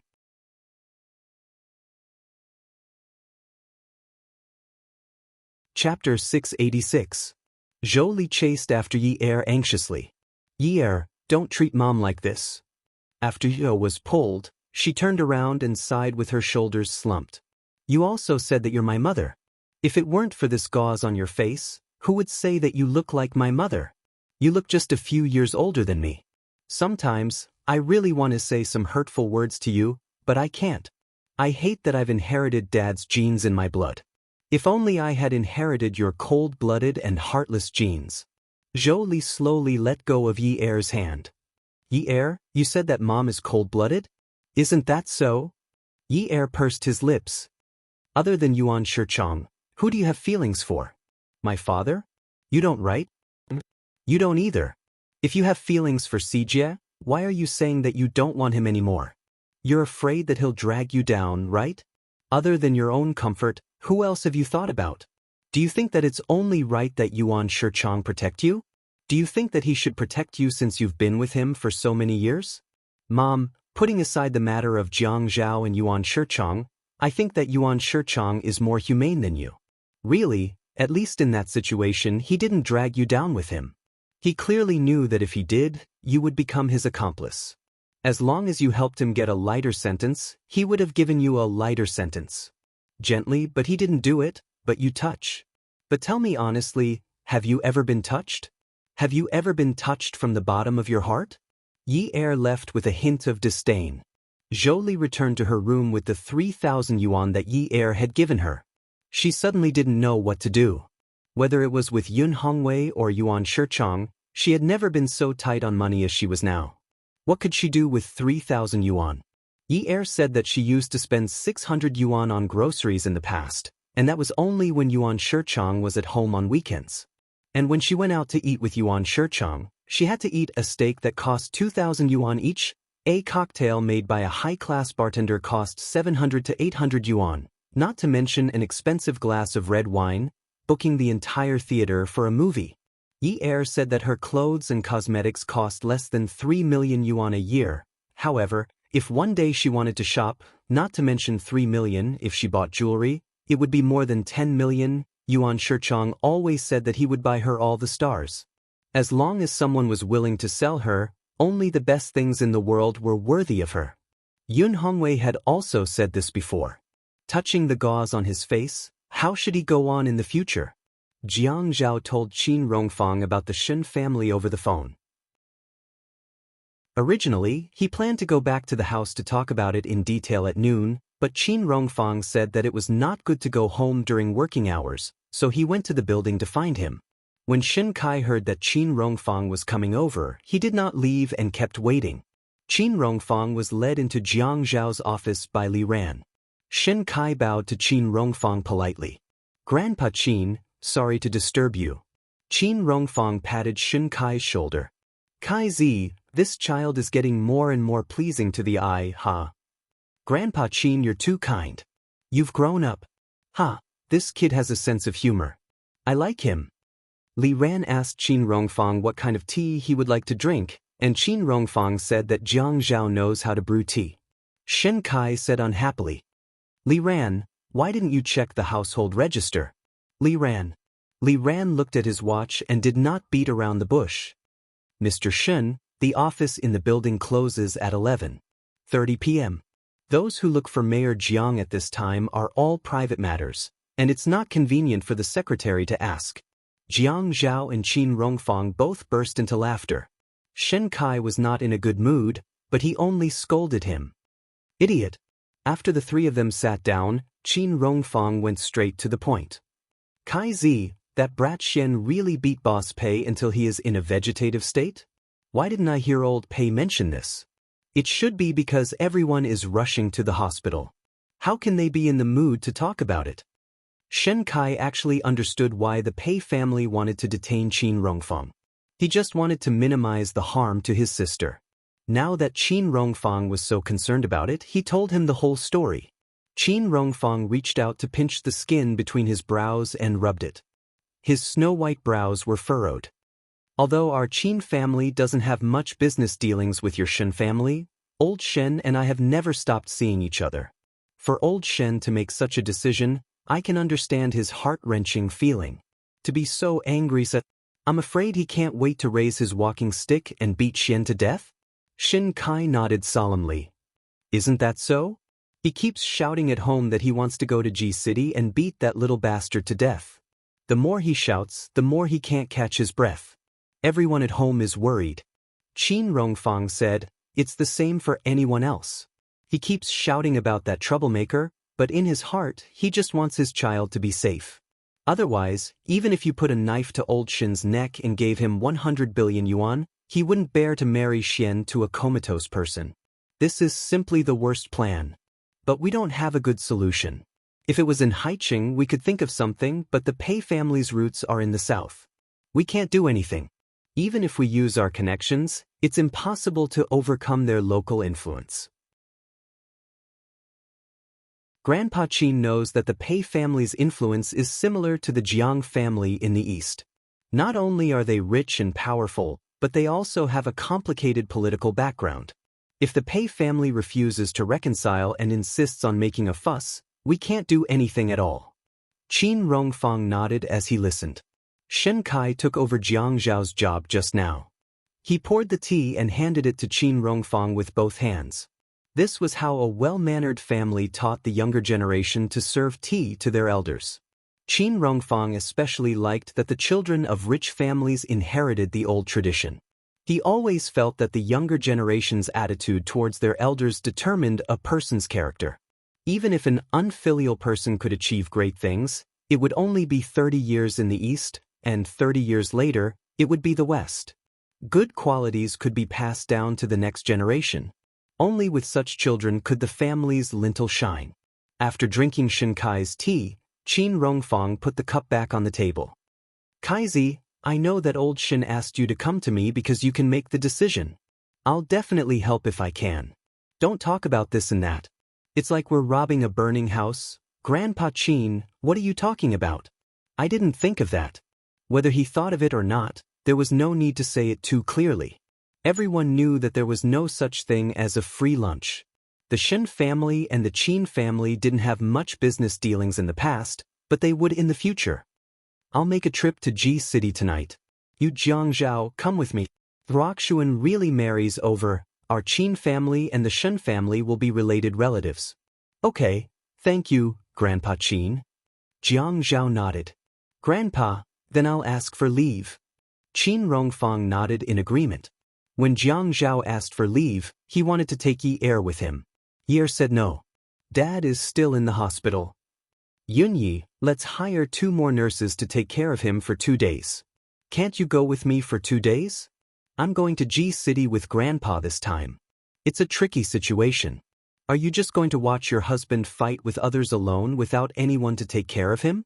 Jiang Zhao's tone was really pitiful. Yi Er finally gave up struggling. "Then I'll arrange for the nurses. But you must come back on Friday night. No one will pick Sijie up. Don't worry. He really won't come back. There are so many people in the Qin family. You're just a 20-year-old girl. How can you be so thoughtful? Are you an old woman going through menopause?" "I'll go, okay? Okay, pack some clothes. I'll pick you up after work." Jiang Zhao went to pick Yi Er up after work. Yi Er heard from Jiang Zhao that the Pei family's matter was more difficult to deal with, so she didn't ask too much.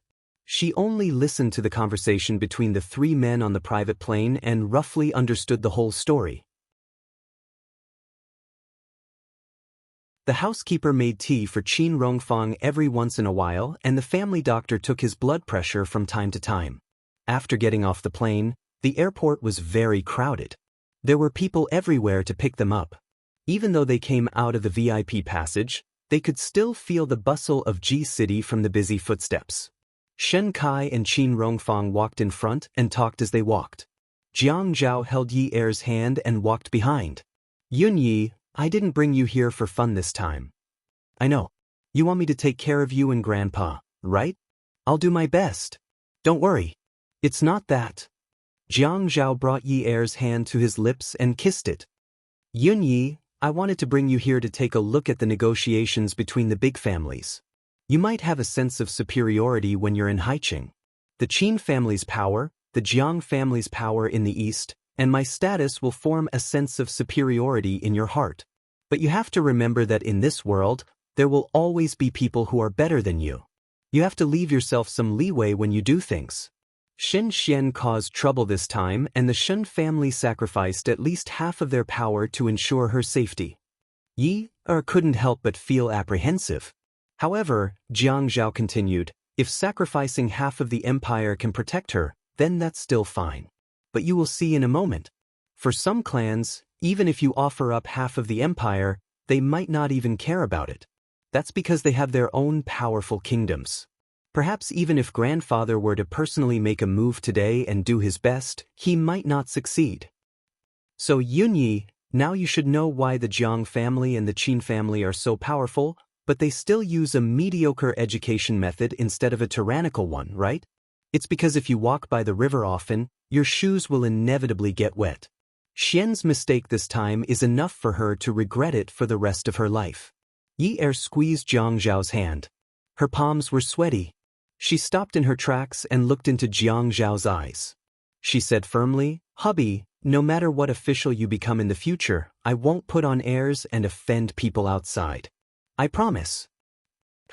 Jiang Zhao held Yi Er's hand and brought it to his mouth again. He reached out and patted her head. I knew you were the best. Awesome novel, Song Shu 566.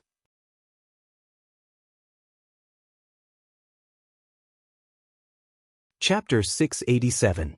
For a moment, Yi wanted to drown in Jiang Zhao's gaze. It was as soft as the morning sunlight with golden edges. She wanted to throw herself into his arms in public, but then she remembered her family's teachings, to be dignified and reserved. She held herself back and pouted. I'm so obedient. Is there a reward? Jiang Zhao bowed his head on Yi Er's neck and said in a hoarse voice, yes. When they arrived in City G, the car sent by the Pei family came to pick them up. It was a black and domineering nanny car. No sound could be seen from the outside. The driver opened the door for them politely. In order to show their respect for Qin Rongfang, the Pei family sent their eldest son, Pei Xianwen, to pick them up. It was his son, Pei Jincheng, who had an accident. They all knew the purpose of Qin Rongfang's trip. Pei Xianwen's attitude was a bit cold, but he was still respectful to Qin Rongfang. Jiang Zhao roughly described the Pei family to Yi Er on the plane. Their ancestors were officials in the Qin dynasty. At their peak, they had thousands of fields of grain and thousands of pawnshops. They were very rich. Later, when the country declined, the Pei family's foundation was restored due to the strict ancestral system. Instead, they became more and more prosperous in the troubled times.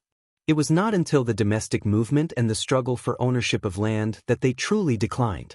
But the Pei family had always been business-minded. At the beginning of the domestic movement, they had been transferring their property abroad. Although a lot of it was later confiscated, it did not affect their slow rise after the private ownership of land. At that time, the ancestral house of the Pei family was very popular, but the damage was not serious.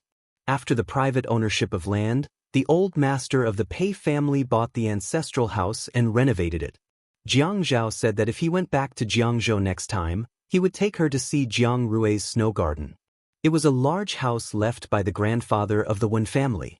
It was built with various styles of villas according to the family's preferences. But Snow Garden was different from the ancestral house of the Pei family. The Pei family had a very ancient Chinese-style building. In Yi Er's mind, the ancestral house should be like the ancient yard of the Qin family. The Qin family's antique yard looked very rich at first glance. She always felt that there was a deep cultural heritage in it, as if everything was a cultural relic. But when she arrived at the ancestral house of the Pei family, she still gave it a fierce shock. Compared with the Pei family, the Qin family's facade was too low-key. There was a tall and majestic roof with a plaque hanging on the lintel.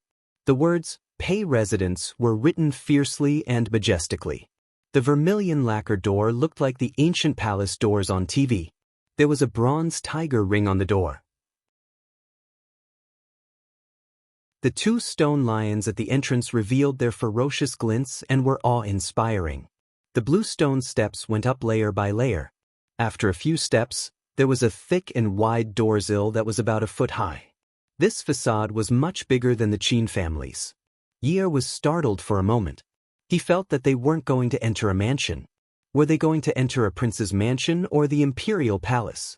The thick red lacquer door opened with a creak. A middle-aged man in his 40s nodded his head. His movements were slow, And he didn't seem too eager. He was just being polite, neither servile nor overbearing. Yi Er crossed the threshold and the middle-aged man said to Pei Xianwen, "Sir, old master said that he's waiting for guests in Qin Garden." Pei Xianwen said, "Prepare some snacks and tea. I'll bring them over." The middle-aged man retreated. "I'll go now." Yi Er knew that the Qin family had many rules. But seeing the way the servants of the Pei family spoke to their master, he suddenly felt that he had entered another Qin family. He felt tied up and extremely uncomfortable. Jiang Zhao didn't seem to be uncomfortable. He pulled on Yi Er's hand and asked in a low voice, "Do you know why grandfather wanted to arrange Fei Yu's marriage with the Pei family?" Er didn't dare to speak too loudly, so she stretched her neck and leaned against Jiang Zhao's ear. She cupped her hands and whispered, "He's so rich." Jiang Zhao shook his head. Grandfather loves Fei Yu dearly. Even if it's a business marriage and he has to find a suitable match, he won't sacrifice Fei Yu for money. The Qin family doesn't lack money. Then why? Yi Er didn't understand. Jiang Zhao smiled faintly. The Pei family's upbringing is strict. Their children abide by the family rules. Grandfather feels that the children raised by such a family will know shame, know etiquette, respect the elders, protect the young, and not be licentious. He's afraid of marrying Fei Yu off to a hedonistic young master. I see. It was obvious that there were many rules. With so many rules, how could they not be strict? But grandfather's painstaking efforts, Fei Yu was so young. Would she be able to understand? They walked around the winding paths, corridors, and halls. Yi Er felt that this was indeed a palace. If this house wasn't made of green bricks and tiles, but red walls and gold tiles, it would definitely be the Forbidden City. They walked around Qin Garden for nearly 20 minutes before they arrived. Fortunately, the garden was ever-changing under the lights. The fragrance of the flowers filled their nostrils, and the sound of the spring water made it not lonely. Otherwise, if they walked alone for so long at night, they would definitely be scared of ghosts. They stepped through the circular arch of Qin Garden, past the flower steps, and entered the main hall. An old man stood up from the main seat. He was dressed very similar to Qin Rongfang, but he was slightly chubbier. Although his hair was as white as Qin Rongfang's, it was cut very short. There seemed to be a layer of white snow on top of his head. This person was the old master of the Pei family, Pei Li. He clasped his hands together in front of Qin Rongyan, who had just entered.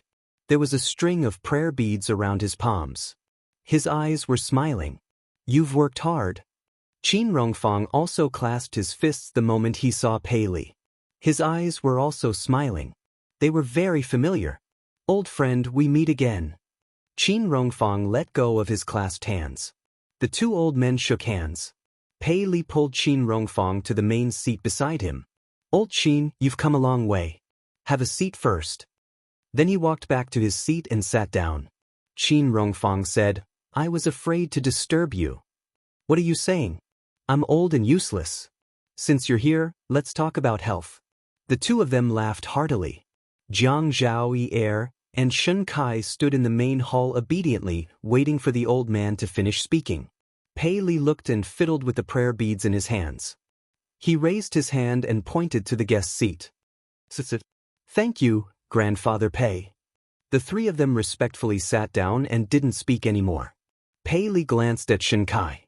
His pupils constricted. He looked at Jiang Zhao and Yi Er, then turned to look at Qin Rongfang. He pretended to be angry. "Are you bringing your grandson and granddaughter-in-law here to show off to me?" Qin Rongfang rolled his eyes at Pei Li. "What's there to show off for? When I invited you to Haiqing for the wedding banquet, you brought your family over to the country. I specially asked them to come over and serve you a cup of tea." At this moment, the servant came over with the teacups and teapot.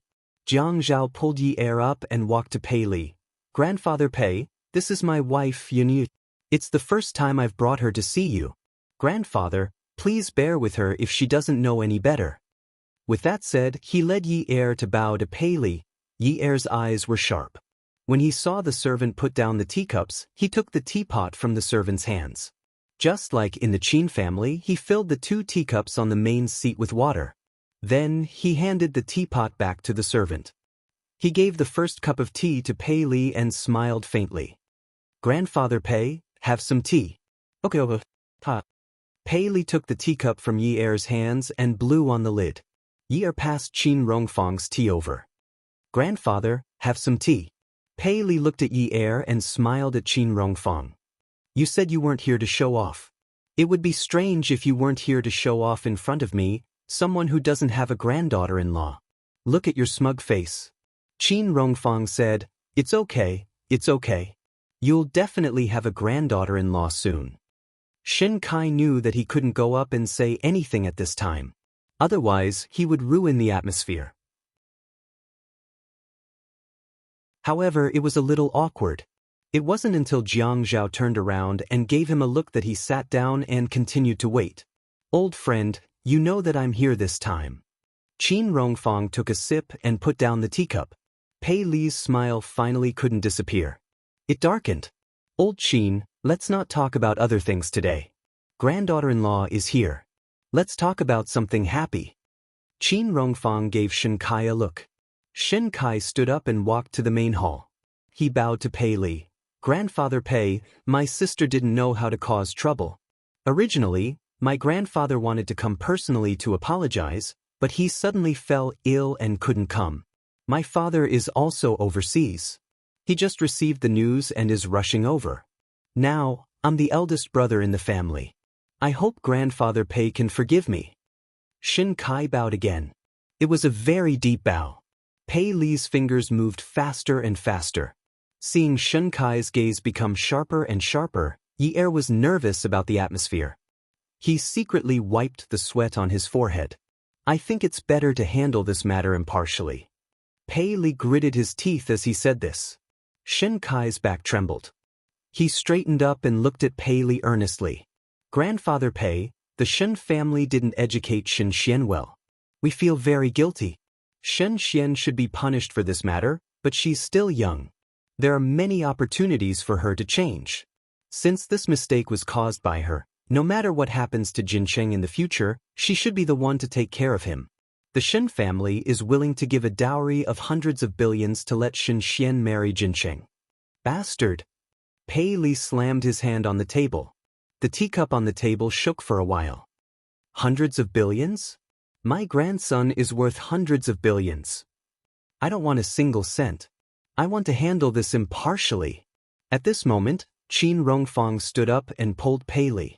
He said to Shen Kai, Yi Er, and Jiang Zhao, go to the courtyard. I want to talk to your grandfather Pei for a while. Don't disturb us. Jiang Zhao pulled Shen Kai out of the door. Yi Er followed closely behind. When Shen Kai reached the garden outside, he let out a long breath and looked at the moon in the sky. Jiang Zhao patted Shen Kai's shoulder. Calm down for a while. Shen Kai rubbed his temples. His lips trembled. I know. Once he thought about handling this matter impartially, Shen Kai felt a chill down his spine. He didn't dare to think about the consequences. Shen Xian was still so young. What if she went to prison? When Qin Rongfang saw that the juniors had left, he pulled Pei Li to sit down. He said sincerely, Old friend, don't be fierce with me. Let me say a few more words.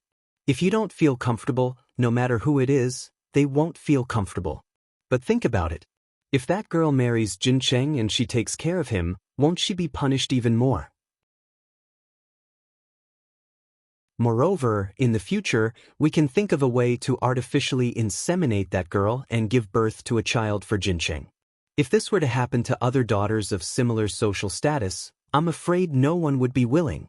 Pei Li looked at Qin Rongfang in disbelief. The resolute light in his eyes wavered for a moment. Awesome novel, Xinwu 799.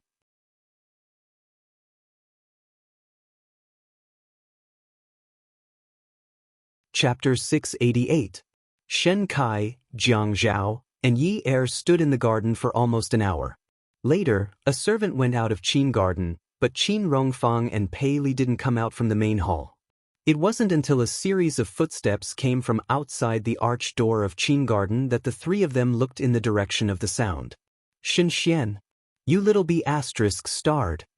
Yi Er heard Shen Kai gritting his teeth and choking on his sobs. Then, his gaze fell on the woman who was being hugged by the 3 servants. Even though he knew that Shen Xian was the #1 beauty in Haiqing and had seen some blurry photos of her, he had never had a face-to-face interaction with her. Although Yi Er was also a woman and Shen Xian was a little messy at the moment, Yi Er was still stunned by her beauty. She had a thin sweater draped over her shoulders, and her long black hair reached the middle of her back. Skinny jeans wrapped around her long, straight legs, and a pair of shallow, high-heeled silver spring shoes elongated the instep of her feet, making her legs look even longer. Her beautiful eyebrows were as soft as water, her nose was straight but not sharp, and her chin was small but not overly sharp. Her face was like a wintersweet that suddenly bloomed in the snowy north, a cluster of peonies that suddenly bloomed in a place where wildflowers covered the mountains, or a bunch of clear lotuses that suddenly appeared in a place filled with hibiscus. There was always a kind of beauty that stood out from the rest and immediately distinguished her from others. It was unforgettable. When Shen Xian saw Shen Kai, her eyes suddenly welled up with tears, and she suddenly had an urge to take pity on her.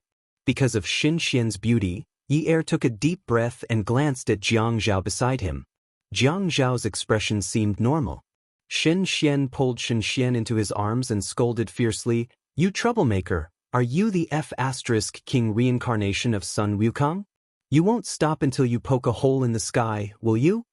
When Shen Xian entered Qin Garden, Yi Er did not notice that her eyes were red and swollen, which meant that she had not cried. But at this time, she fell into Shen Kai's arms, tightly clutched the back of Shen Kai's clothes, and burst into tears. She gasped for breath, as if she could not catch her breath. "Brother, brother, brother." Shen Xian's heart clenched.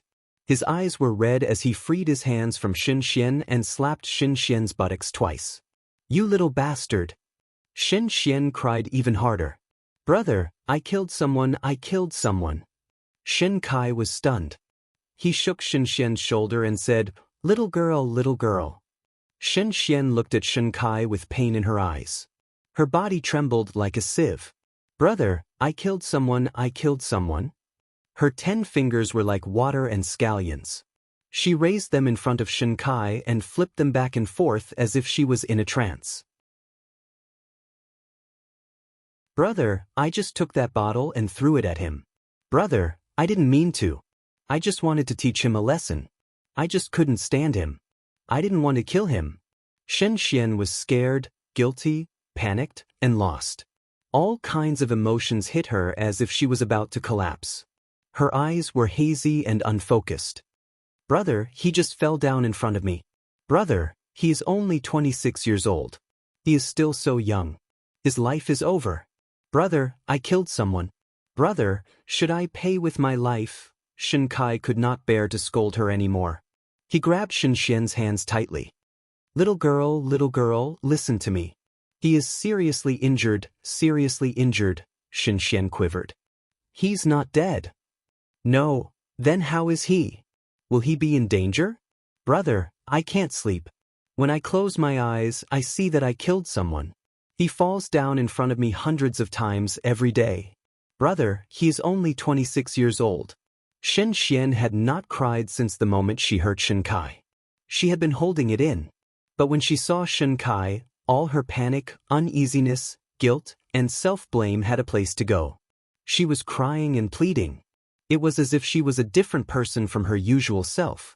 Yi Er thought that if she had a brother like Shen Kai, how good would it be? How good would it be? Even if she was slapped countless times and called a little bastard countless times. Jiang Zhao's gaze did not fall on the Shen siblings like Yi Er. Instead, he looked into the hall. Pei Li looked at the scene in the courtyard. He clenched the prayer beads in his hands so tightly that his fingernails turned pale. Qin Rongfang stood at the side and sighed. Pei Li turned around and walked back to the main seat. Qin Rongfang followed him. If what that girl said is her true thoughts, it means that she is not a bad person. She knows how to feel guilty and knows that she has done something wrong. She is not like many children who only know how to ask their family members to think of ways to not go to jail. Pei Li did not want to think this way. But as Qin Rongfang said, if Jin Qing became a vegetable, his life would be over. Shen Xian was the murderer. She should take care of Jin Qing to atone for her crime. Qin Rongfang nodded. How old is she? I'm afraid she is scared out of her wits. How can she lie at this time? Yes. Pei Li said to the servant beside him, Ah Shan, go and call them in. Everyone else in the hall was sitting in their seats. Shen Xian was the only one standing there. She was all alone, like a beautiful hibiscus flower with an unstable foundation that had bloomed on a bare mountain wall. When the wind blew, it would be uprooted or cut in half at the waist. Yi Er felt sympathy for her, but could only watch quietly. Jiang Zhao told her to watch more, to experience, to feel, and to understand. Eggman followed. When Shen Xian threw the bottle at Pei Jincheng, she must not have thought that such a big thing would happen. It takes two to tango. If Shen Xian was really looking for trouble, her guilt today would be too fake. But if she was not, then Pei Jincheng should also be at fault. But Pei Jincheng also did not think that he would attract Shen Xian's bottle and become a vegetable. Endure everything? Not be angry? Not complain? Learn all these? Pei Li looked at Shen Xian, who had calmed down after leaving Shen Kai's arms. His tone was cold. Do you know that Jin Qing is now a vegetable? I'm sorry. Shen Xian said in a low voice. I am willing to accept the punishment of the law. Shen Kai was so angry that he wanted to stand up immediately, but Jiang Zhao held him down. Pei Li frowned. He did not want to, but he still said it. If I asked you to take care of Jin Qing for a lifetime, would you be willing? Shen Xian suddenly looked up. A lifetime? Yes, if I asked you to marry a vegetable to atone for your sins, would you be willing? Shen Xian only felt that her ears were buzzing, and the pictures in her mind were all over the place. She looked more and more dazed. Although she had not shed tears before, there were bloody teeth marks on her lips. She must have bitten them herself. At this time, she bit her lower lip again. She didn't know how to live with a person who had no feelings for her. However, this was a 26-year-old man who was so handsome that the women in the nightclub shrieked in shock. He was a high-spirited man with a prominent family background. Just because she didn't like what he said, she knocked him over with a bottle, ending his glorious life forever. Pei Li looked unhappy and snorted. You still don't want to? Jiang Zhao held Shen Kai's arm tightly, not allowing him to be agitated. Shen Xian looked up and fixed her eyes on Pei Li. There was no sorrow, no bitterness, and no compromise in her eyes. There was only a firm commitment. I'm willing. I'm willing to take care of him for a lifetime to make up for my mistakes. I'll work like a cow or a horse. I won't regret it. Shen Xian felt relieved. As long as Shen Xian did not go to jail, nothing mattered. Shen Xian's eyes were so clear and bright that Pei Li was momentarily moved. If it were not for Shen Xian's young age, he would have thought that this was a deliberate expression made by an experienced person. After Jiang Zhao and the others settled down in Flowing Water Garden, Pei Xianwen and Pei Li quarreled in Qin Garden. Dad, you don't care about our feelings at all. You let Jin Cheng's murderer marry him. You're stabbing a knife into my heart. Pei Xianwen supported himself on the table and could not stand steadily. Yes, he did not agree. He firmly disagreed. If he could not punish the murderer, he would not be satisfied even if he died. Pei Li fiddled with the prayer beads to stabilize his breathing. Xianwen, do you think I was willing to do this? It's not that I'm soft-hearted because I'm a Buddhist.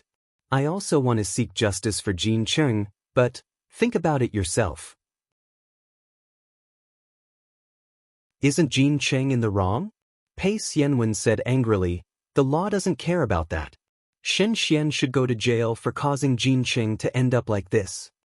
Pei Li retorted, let me tell you, even if Jin Cheng has to lie in bed for the rest of his life, he must have his own child. But think about it carefully. Jin Cheng has become a vegetable. I'm afraid that no family of equal social status will be willing to marry their daughter to him. All of this is caused by Shen Xian. She must complete the task of getting Jin Cheng pregnant. Pei Xianwen said angrily, I'm going to buy a daughter-in-law for Jin Cheng to undergo artificial insemination. I will never let Jin Cheng's murderer bear his child. Nonsense. What if something happens after you buy the daughter-in-law? Can the child not have a mother? Xin Xian can't. She must take care of Jin Cheng for the rest of his life. Pei Xianwen's voice finally lowered. Won't anything happen if she takes care of Jin Cheng? Well, she won't. That child isn't that bad. Dad, you're too soft-hearted. Shen Xian curled up in Shen Kai's arms and slept. From the beginning, she was shivering, to becoming more and more stable. Shen Kai kept patting her back. His lips were already dry, but he was still saying, "It's okay, it's okay." Jiang Zhao saw that Shen Kai's door was ajar. He gently knocked, then pushed the door open and went in. He sighed softly, poured a glass of water, and handed it to Shen Kai, who was lying on the bed with his sister resting on his arm. Jiang Zhao watched as Shen Kai raised his head and drank the glass of water. Then he handed the glass back to him. If Xin Xian hadn't gotten into this situation, I wouldn't have known that you're such an anxious person. Jiang Zhao smiled bitterly. I actually hope that you'll never know that I'm such an anxious person. I only have one sister. What can I do? Shen Kai's voice was very soft. If I had known that this would happen, I wouldn't have doted on her since she was young. I would have beaten her up since she was young. Then she wouldn't have dared to cause trouble. Thinking about how his sister was going to marry a vegetable, Shen Kai could only swallow his words. He looked at Jiang Zhao, who was still looking for him at such a late hour. This time, when we go back to High City, I'll search for the family Ouyang's information and give it to you as soon as possible. I won't leave out anything. Awesome novel. Hongcha 866.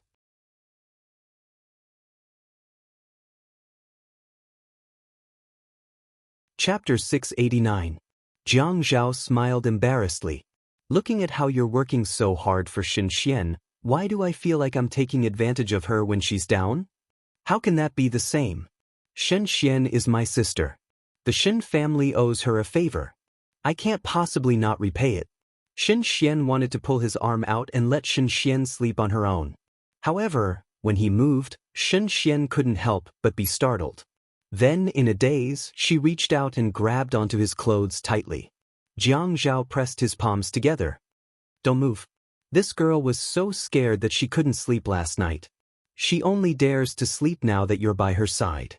This matter isn't entirely due to my grandfather's efforts. The conditions you offered were indeed good. Grandfather Pei is also a thoughtful person. He didn't make such a decision to give anyone face. If he wasn't willing, I think that even if we talked our heads off, it wouldn't have worked. Jiang Zhao, you're always like this. You make it sound like you're advocating for the greater good. In the end, I still have to give you what you deserve. It's not wrong to say that you're a fox. You flatter me. There are many foxes in Haicheng. I'm just an inconspicuous one. Jiang Zhao looked at Shen Xian and laughed softly. He simply sat down on a chair and started chatting with Shen Kai. You're too humble. Shen Kai wasn't in the mood to joke. Anyway, I'll give you all the information on the family Ouyang when we get back. You can do it yourself. I'm not in the mood to think about other things. I know how you feel. It's fine as long as the Han family is appeased. Shen Kai sighed. I'm just afraid that it won't be enough. That little brat from the Han family likes our little rascal so much that he's crazy. Otherwise, he would have broken off the engagement long ago. It's just that Han Qiang refuses. Otherwise, that little rascal wouldn't have been causing trouble and trying to ruin his reputation. Han Qiang is pretty good. Why does Shen Xian look down on him? Jiang Zhao was puzzled. The corner of Shen Kai's mouth twitched speechlessly. You don't know? She said that Han Qiang was too good-looking, with a pair of peach blossom eyes that seduced women. He actually attracted flies, and when he got married in the future, he would definitely be a playboy. In the end, she didn't like the mediocre ones. In short, she didn't like them. She said she didn't like them. Jiang Zhao only said one word, go ahead. If I didn't do it, would this have happened? Now, she still has to marry a good-looking man. Moreover, it's a good-looking man who can't move in bed. Now that she's married, such a man will be honest. It's impossible for him to go out and seduce women. It's really worry-free. Shen Kai shook his head and smiled bitterly. If it weren't for Xin Xian's situation, I would have been amused by your words. You're really something. There's no other way. I'll get you a glass of water and put it on your bedside table. If you want to drink it later, you can get it yourself. Thank you. Pei Jincheng's mother, Ji Rong, was a traditional woman. She didn't participate in the family's decision-making, but she still couldn't accept the fact that her son was in a vegetative state. Her attitude was the same as Pei Xianwen's. She couldn't accept Xin Xian marrying into the Pei family. Father, tell me, is it because of the dowry? Is it because our Pei family swallowed it down our throat worth that much money? Pei Li looked at his eldest daughter-in-law. After a long while, he closed his eyes and sat motionlessly on the main seat. However, the prayer beads in his hand were moving very quickly. When he moved the prayer beads, they seemed to be trembling because of the speed. After a while, Pei Li opened his mouth faintly. His voice wasn't loud, but it was soul-stirring. I'm not dead yet. In this family, I still have the final say, and I must have the final say. I've made this decision, and it's not to be refuted or disobeyed. You just need to carry it out. You don't need to ask for the reason, and I don't need to give you any explanation. When Jincheng's health indicators are stable, pick a good day and hold a grand wedding. Ji Rong collapsed weakly in Pei Xianwen's arms. She looked at the old man who was still counting prayer beads with his eyes closed. She covered her mouth and didn't dare to cry out loud. The next morning after breakfast, they accompanied the Pei family to the hospital to see Pei Jincheng. There was a large glass wall outside the ICU ward. Yi Er stood beside Jiang Zhao. She just couldn't believe it. In fact, she couldn't see what the man inside looked like. However, the tubes all over his body made her feel sad. She hated places like the hospital. It was a place where people were sent back and forth from the gates of hell. Shen Xian stood quietly in front of the glass. She placed her hand on the glass and looked at the man lying motionless on the bed. Shen Xian patted her gently on the shoulder. Shen Xian sniffled almost inaudibly. Brother, did you see that? Actually, he and I don't have any deep hatred. We're not close. His originally brilliant life was ruined by my hands. Brother, I regret it very much, really. I owe him, and I can't repay him in this lifetime. I also owe the Pei family, and I can't repay them. Shin Kai's back stiffened. Shen Xian spoke slowly and calmly. Brother, don't be sad. I didn't feel wronged at all. This is what I deserve. Shen Kai took a shaky breath and turned around. His sister's tone made him have an impulse to go crazy. Shen Xian came from a good family and was beautiful. Everyone held her in high regard. She was the only daughter in the family. As a result, her temper was very strong. Usually, she didn't know how to think for others and did what she wanted to do. The Han family's marriage alliance was something that happened when she was young. Ever since she became sensible, she had been making a fuss about breaking off the engagement. She had never cared about the awkwardness of it. The last time Ouyang Yan came to look for him, he even said that Ouyang Yan was the one who dumped Jiang Zhao, so why was she being so arrogant now? Thinking about it, she was really as annoying as Ouyang Yan. Shen Xian was also not easy to deal with. She was unhappy and wanted to break off the engagement. She didn't care about the family matters at all. These 2 years, she made more and more trouble, and he followed behind her to clean up the mess. Now, he felt that Ouyang Yan was annoying. But even if Xin Xian did the same thing, he couldn't hate her. He only felt sorry for her. After all, acne on other people's faces didn't make people worry. Only when needles pricked one's body did they know the pain. He remembered that a reporter asked a celebrity what kind of partner she wanted. The celebrity said that it was a man who could move. A man who couldn't even move on the bed, could he still be called a man?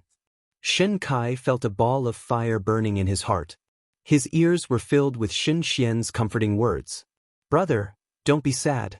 I didn't feel wronged at all. This is what I deserve. Damn, she finally grew up. She finally knew that her mistakes made her family sad. But the price was too damn high. Pei Li was a person who had killed his way through the ups and downs of the business world. In his early years, he was still a little vicious. When he was 50 years old, he realized that his shortcomings were too obvious. So, he concentrated on studying Buddhism and cultivating his mind. So, after 50 years old, although his methods were not as fast and ruthless as when he was young, there was still strength in his softness. In the Qin family, Qin Rongfang had already given power to Qin Fian. He slowly handed over his own things to his grandson. It was different from the Qin family. The Pei family was like a kingdom in the south. The supreme king held great power, and his decisions on major matters were never disrupted by others. That king was Pei Li. He was slightly fat and dressed in Chinese clothes. The roots of his hair were very light, as if covered with a layer of snowflakes. He held the Buddha beads and fiddled with them gently. He looked kind and low-key. But at this time, he was staring at Shen Xian with a sharp gaze. Among the people present, only Qin Rongfang noticed his complicated gaze. Before they walked out of the hospital, Pei Li called out to Shen Xian. Shen Xian was like a child who had made a mistake. She put away her original sharpness and stood respectfully in front of Pei Li. Although Jin Cheng is now in a vegetative state, from the moment you married into the Pei family, you are no longer Miss Shin of the Shen family. You are the daughter-in-law of the Pei family. Everything that originally belonged to Jin Cheng should be taken care of by you. This is your responsibility and obligation. Do you understand? Shen Xian raised her head and clenched her fists tightly. She looked at the old man who was fiddling with the Buddha beads. She was afraid, but she nodded firmly. I will do my best. I hope grandfather will nurture me. If I do anything wrong, I hope grandfather will forgive me. Pei Li seemed to be satisfied. With a sound, he walked past Shen Xian and walked out. Shen Xian knew that from this moment on, her life was no longer surnamed Shen. She wanted to live for someone else. When she lowered her head, 2 drops of water fell on the floor. It was like a big splash. She raised her hand to wipe her eyes and walked out resolutely. Yi Er and Jiang Zhao returned to Haiqing. Both of them were immersed in their own work. Jiang Zhao had asked Zhua how to use his connections to find a retired soldier to be Yi Er's bodyguard. He couldn't stop Yi Er from working, but safety was the most important thing. Yi Er had to work. She had to work. She couldn't always rely on Jiang Zhao. Now, her entire family was dependent on Jiang Zhao. To be honest, even if Jiang Zhao raised 20 more people, her family could still afford it. She knew that Jiang Zhao had 2 very profitable companies. This feeling was very strange. In the past, it wasn't very strong. Jiang Zhao liked to use the method of raising her to show his male chauvinism.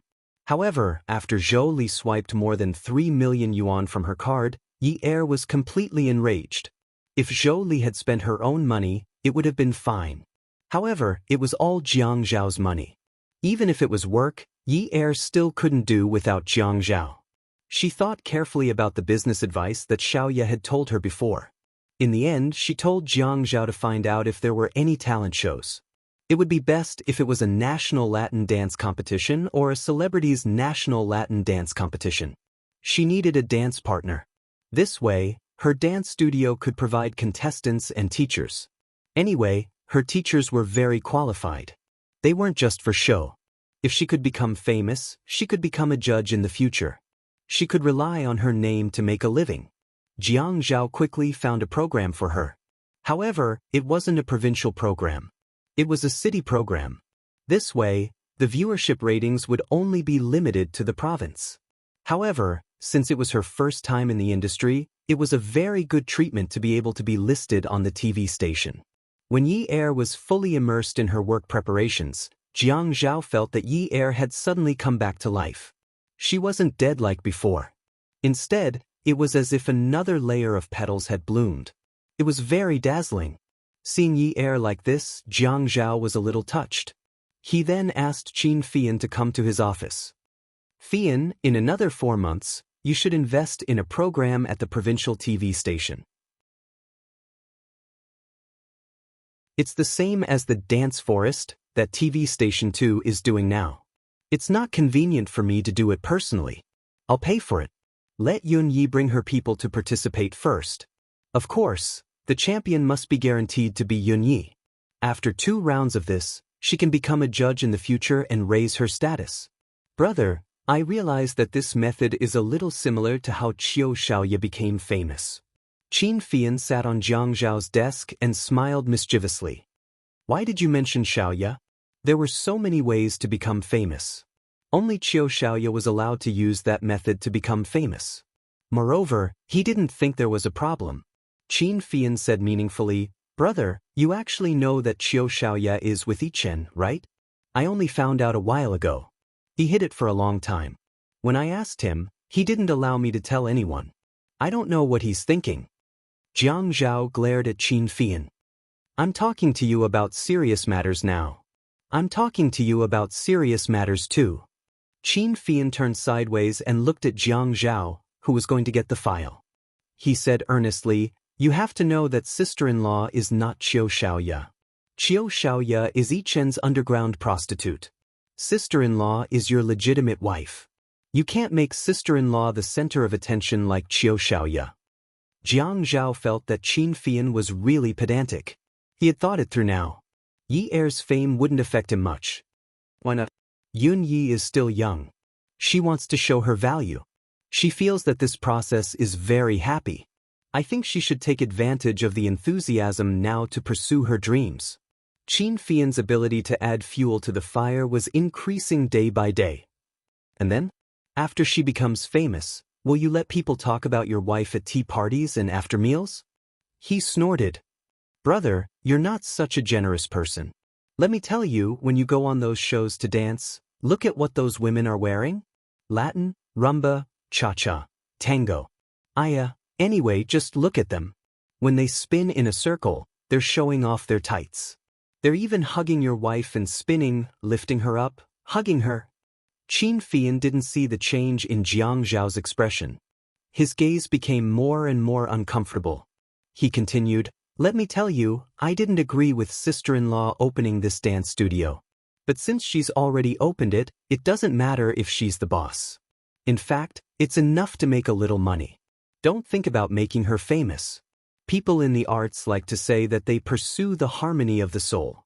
Just wait and see. If there's a spark between them while dancing, it'll be too late for you to cry."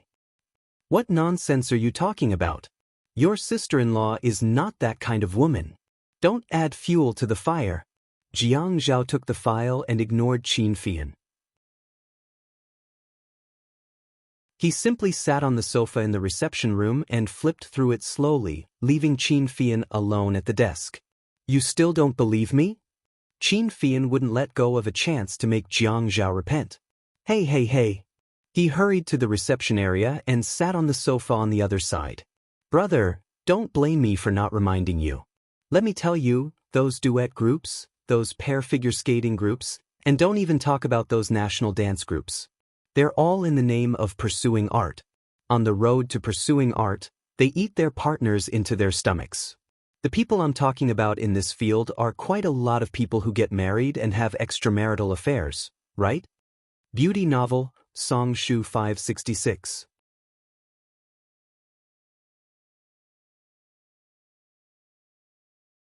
Chapter 690. Jiang Zhao did not say anything, but Qin Fian was very anxious. Don't talk about office romance. Love can develop over time, let alone a man and a woman hugging each other and doing some difficult moves.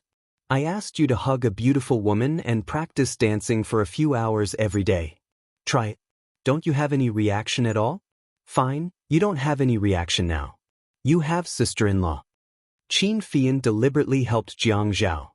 But what about before you had sister-in-law? Do you dare to pat your chest and say that you definitely wouldn't have any reaction? Let me tell you, in order to practice those wonderful dances, sometimes you need to do some difficult moves, such as throwing, lifting, or large spins. These are not things that can be done with skill alone. You have to put your life and safety in the other party's hands. This requires a lot of tacit understanding between partners. Brother, touch your conscience and tell me, are you willing to let sister-in-law reach that level of tacit understanding with another man? Even her life and safety in the hands of that man without any hesitation? This kind of competition takes 4 months at the municipal level, and the provincial level takes even longer. For such a long time, you let sister-in-law reach that level of tacit understanding with another man every day, and in the end, she became the champion. Can you really continue to watch? How could Jiang Zhao continue to watch the dossier? Watch my ass. His mood of wanting to create a blue sky for Yi Er was completely ruined. When he was talking to Yi Er, it was clearly an art to show the concept of beauty. Now, when it came out of Qin Fian's mouth, it became a filthy scene. He wavered, "Brother, listen to me. You really can't make sister-in-law as famous as Xiaoya Qiu. Moreover, they are in different fields. Even if Xiaoya Qiu becomes famous, there won't be any male partners. That's why Yi Chen is willing to let her become famous and let her have her way. But how can sister-in-law do this kind of competition dance alone? You like to keep everything to yourself. If something really goes wrong in the future, you will definitely regret it." Qin Fian kindly advised again. Jiang Zhao rolled his eyes at him and looked down at the file in his hand. However, the words on the file had all been blurred out. It showed men and women hugging and dancing together. During the climax of the music, the man threw the woman up and spun her around. It was frightening to watch, as if the woman was going to be thrown out of the man's hands. However, the woman was calm and composed, as if she did not feel the danger at all. The two of them communicated silently with their eyes. The music came to an end. The two of them hugged each other tightly, their necks intertwined. The music paused for more than 10 seconds, and the two of them had to smile happily on the stage and hold hands to express their gratitude during the curtain call. "When I receive the award, I have to thank my partner. He understands me very well. He was the one who accompanied me all the way here. When we trained together. In short, he said a lot of pretentious words. Jump my ass. Don't jump." There was no room for discussion. Yes, Fei Yan was right. He wouldn't be so generous as to give his wife to another man. Qingfeng Garden. Qiu Xiaoya sat obediently on the sofa, sneezing again and again. Her ears were burning. She wondered who missed her so much. Zhuang Yichen never expected that Xiaoya's parents would come to Qingfeng Garden even though it wasn't the weekend. Usually, he didn't come over during the weekend because Father and Mother Qiu would come over to help Qiu Xiaoya tidy up the house. Today, he was really cursed. He bumped into them just as he was about to leave. The few of them stood in the living room. Father Qiu was a little nervous. He didn't look at Zhuang Yichen. He felt that this man's aura was too strong and he wasn't used to it. Mother Qiu, on the other hand, looked at Zhuang Yichen carefully. "Auntie, Boss Qiu's boyfriend?" Mother Qiu asked directly. Zhuang Yichen looked a little awkward. Xiaoya scratched her head and interrupted, "Mrs. Qiu, my colleague. I'm here to deliver a document." Zhuang Yichen nodded in agreement. He was still polite. "Yes, I'm here to deliver a document to Xiaoya." He was used to calling Qiu Xiaoyao by her nickname. It wasn't strange for him to call her by such a pretentious nickname. Mother Qiu looked at Zhuang Yichen and sneered. She slyly pretended not to understand and asked, "How come I didn't know that Xiaoya is working at Xingchen International now? She's the CEO's secretary now?" But President Zhuang is much better looking than the picture on the cover of the finance magazine. After the compliment, her eyes shone with satisfaction. Xiaoya looked up and sighed. Oh no, Mrs. Qiu had taken a liking to Zhuang Yichen. Mrs. Qiu's research scope was too broad. She actually read finance magazines. Was she looking for inspirational stories again?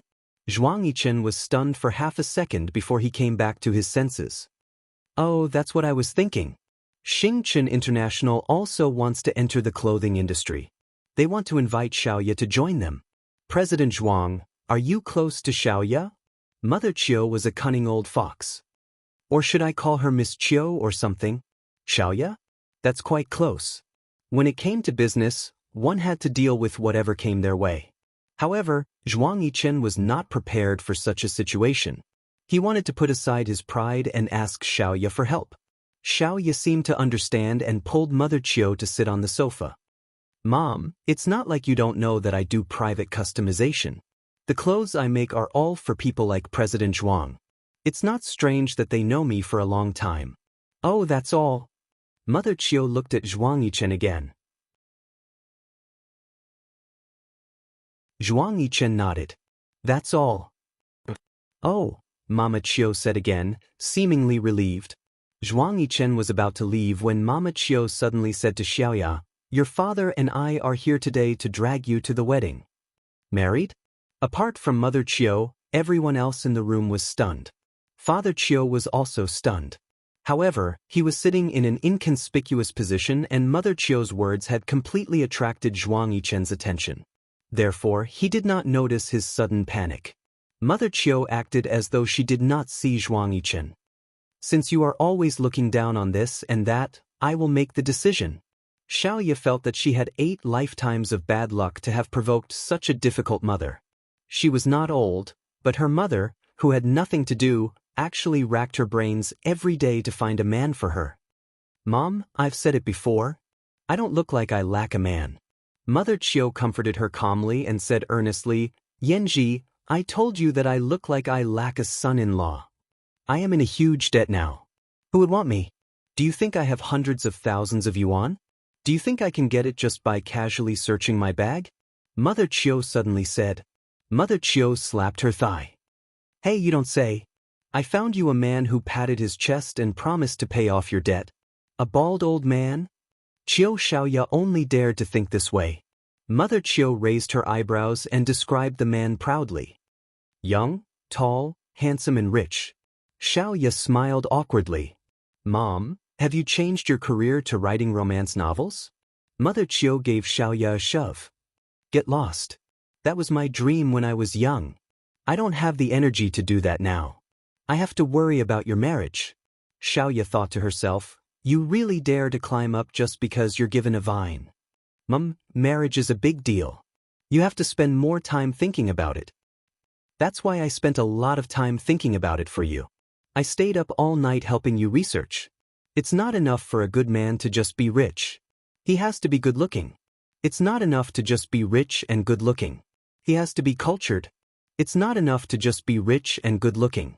Xiaoya's shoulders drooped weakly as she raised her head and said, we have to have parents-in-law who are easy to get along with. It's not enough to be rich, good-looking, and cultured. We have to be considerate, tolerant, filial, and romantic.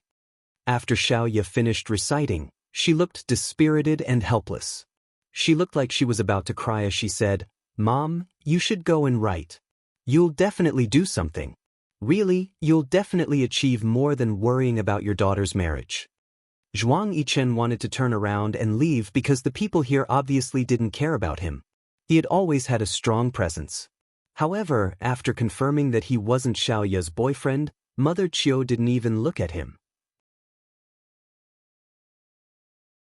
Instead, she kept promoting other men to Xiaoya. As if rooted to the ground, Zhuang Yichen was in an awkward situation. He was afraid that he would be suspicious if he stayed any longer, so Zhuang Yichen said politely, Uncle, Auntie, I will leave first. Okay. Take care. Mother Chiu's voice was full of enthusiasm. However, her eyes fell on Xiaoya and dropped another bomb. Hurry up and pack up. Yun has been waiting for too long. He said that you don't want to see him. He wants to marry you this time. If you say so, he will marry you immediately. He will help you pay off the debt. How is it? Young, right? Tall, right? Handsome, right? Rich, right? Not? Xiaoya's eyes suddenly widened. Her voice trembled. Don't joke around. Zhuang Yichen, who had just walked to the door, paused again. He heard Xiaoya's voice suddenly change in pitch. It suddenly rose and fell. In her incredulous tone, there was a strong sense of anticipation and unexpected loneliness. Kong Yun? Kong Yun proposed to Xiaoya? Last time in the wardrobe, he saw how Mother Chiu wanted to marry Xiaoya off. He didn't think it was a joke. His hand that was already holding the door handle couldn't press it down. However, he held the door handle tightly. After he let go, he turned around and looked at Xiaoya. Xiaoya, what about your promise to attend the new company's meeting in an hour? Xiaoya looked up and saw Zhuang Yichen's pleasant face. However, her eyes were full of tyranny. How should she say it? This was a question with no choice. I will go right away. I will go when the proposal is ready. President Zhuang, I think the meeting should be delayed for half an hour. You can only focus on your work after this important matter is solved. Mother Chiu smiled. She stood up and politely discussed with Zhuang Yichen. Zhuang Yichen stood there motionless. He didn't look like there was anything wrong with it. Instead, his outstanding temperament covered up his displeasure. "Auntie, it's not right for more than a dozen people to wait for one person. Moreover, many of them came from other cities for the meeting. Some of them have already booked return tickets. If the company's interests are lost, I'm afraid that the interests of the employees will be affected in the future." Mother Chiu lowered her head and thought for a while. When she looked up, she was still in a dilemma. "Okay, you should hurry to the meeting. I will discuss it with Iyun. Anyway, the Civil Affairs Bureau closes at 5:30. Go ahead. Don't delay your work." Zhuang Yichen's eyebrows twitched, but he still smiled like a gentleman. "Xiaoya, follow me to the company. After the meeting, we can solve this important matter as soon as possible."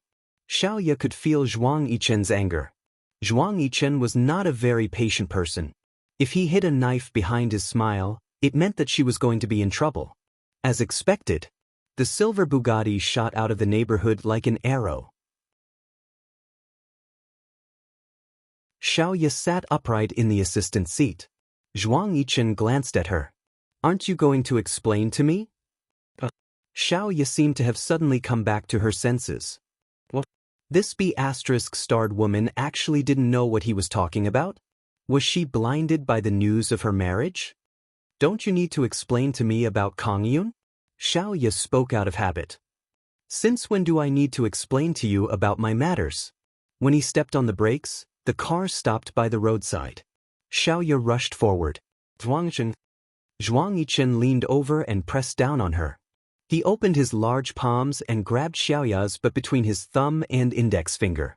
He pinched it with 2 fingers and lifted it towards himself. He gritted his teeth and said, "Little demon Xiao, what kind of attitude is that when you talk to me?" Xiaoya frowned. Her mouth hurt, but she refused to admit defeat. "What kind of attitude do you want?" "I asked you to explain to me about Kang Yun." She had been with him almost every day for the past few days. What was going on with her marriage with Kang Yun? When did Kang Yun go to look for her mother? Why did she suddenly have to register? She was too timing. She dared. "I said I don't need to explain. Why should I explain to you?" "I won't explain to you." Good. Very good." Zhuang Yichen angrily opened the car door beside Xiaoya and released the seatbelt. "Get out of the car." Xiaoya was stunned for a moment. Zhuang Yichen's slender eyes turned into blades. He was already sitting upright and shouted, "Get out of the car." Xiaoya let out a long breath. She closed her eyes and opened them. She glared at Zhuang Yichen and pushed the car door open. Just as her feet touched the ground, Zhuang Yichen's voice sounded ruthlessly. "Little demon Qiu, you'd better not provoke me. You can't afford to provoke me. You can settle Kang Yun's matter yourself. Otherwise, I won't let any of the scum related to you off." Xiaoya's back trembled. A gust of cold air froze her spine. When she clenched her fists, her breath was trembling. She turned around and glared at Zhuang Yichen. She gritted her teeth and said angrily, "Zhuang Yichen, you're getting more and more involved now. You've really stretched your hands too far. We've already agreed not to interfere with each other's business." The man leaned back in his seat. The sunlight shone on him, and his handsome face was sharp. His eyes were cold as he looked at the traffic coming and going in front of him. He directly ignored Xiaoya's words of not interfering with each other and parting on good terms. He sneered coldly, with a spirit that looked down on everything. "Oh, my hands are long. I can stretch them as long as I want. What can you do? What can Kang Yun do?" Xiaoya suddenly regretted. Why did she think that Zhuang Yichen was a good prostitute? Why did she think that he was a good person? He was a bastard. Beauty novel, Xinwu 799.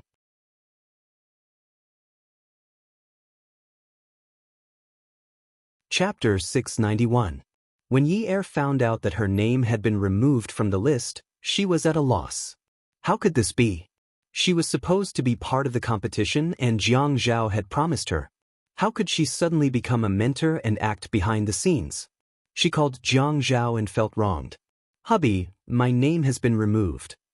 "So what if it's removed?" "It's not a big deal." "What do you mean it's not a big deal?" "It's obviously a very big deal." "How big of a deal?" "You still need to go to school. How can you have so much time?" Don't you need to go to school? The college entrance exams are coming up in a few months. Are you ready? Are you still in the mood to do this? Yi suddenly felt that Jiang Zhao's tone was not right.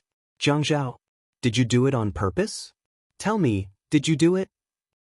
What do you mean by on purpose? You personally gave the order. Who has the guts to remove my name from the list? Tell me, who is it? If they find out who it is, won't you help me deal with it?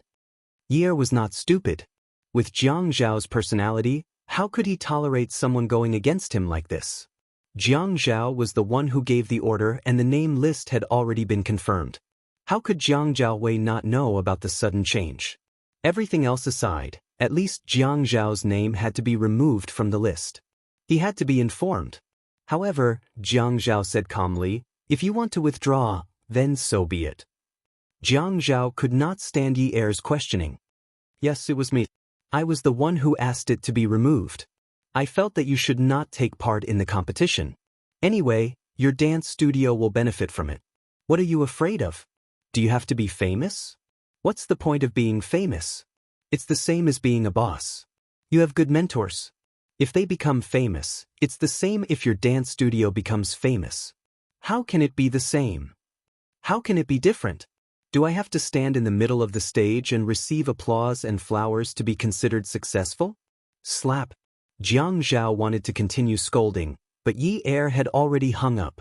How dare she hang up on him? Jiang Zhao felt that this little girl was really unruly. She even dared to smash his phone because of a disagreement. She must have dug out the leopard's guts and put it on herself. Li Ran knocked on the door and entered the office to deliver the documents for the morning meeting. He took out his phone and dialed back. The photo on the screen was of the woman's side profile in the morning light. The screen kept showing the words, connecting, and then it was cut off. Good, she dared not to pick up. She was bold again. He dialed the number again. The number you have dialed is switched off. What a guy. Jiang Zhao threw his phone and slammed it on the table. Li Ran was shocked. Since when did Mayor Jiang not care about his own assets? Smashing the phone? After working in the office for so long, this was the first time he saw it. But Li Ran did not know that the reason why Jiang Zhao had smashed his phone was because of Yi. Jiang Zhao took out his phone and called Yi's office. The phone was picked up and hung up the moment he heard Jiang Zhao's voice. Good. He did not believe that he could not teach her a lesson. This was not a big deal, and she still threw a tantrum with him. Why was she so uncomfortable when she could not dance with other men? Yi felt that she had seen a glimmer of hope, but now, it was all gone. Jiang Zhao was too despicable. He had used his authority to help her get benefits, and now he used his authority to withdraw her benefits. This person was too despicable. Does he think he is so great just because he has authority? Even if he has authority, he should not play with her like this. He should not have given her hope in the first place, and now he is blocking her way. He should not have given her any promises in the first place. Now, he is going back on his words. This is not what a man should do. She hated him. She was best at international and Latin dances. But now, he was telling her not to participate. When Jiang Zhao found Yi in her office, Yi was leaning over her desk, writing and drawing. The A4 paper was filled with drawings of turtles and the words, Jiang Zhao, you bastard, you tortoise. Jiang Zhao picked up a pen and drew a turtle on another piece of paper. He drew a few strands of grass on the turtle's head and wrote, Yun Yi, you be asterisk, you tortoise. His handwriting was clearly 100 times better than Yi's. Damn. He actually came over to pick a fight with her in such a domineering manner. Yi sat up angrily. I don't want to see you. Get out. Why should I leave? If I want to stay, I will stay. Call the police. Just say that I am harassing you. Jiang Zhao, you are unreasonable. I have plenty of reasons. The two of them started quarreling. If you don't give in to me, I won't give in to you either. You say something and I say something back. It was a competition of whose voice was louder and whose aura was stronger. Jiang Zhao's aura enveloped the entire venue. Yi's aura came out of her throat and covered each other's ears. You promised to let me dance. You even said that you would guarantee that I would be the champion. The champion. Although it was a little suspicious that she had gotten in through the back door, even if she wanted to be vain, there was nothing wrong with that.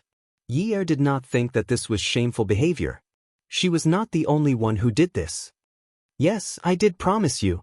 But this international pas de deux is not allowed. Why not? What's wrong with international pas de deux? Are you discriminating? Is that so? You said it was okay at the beginning.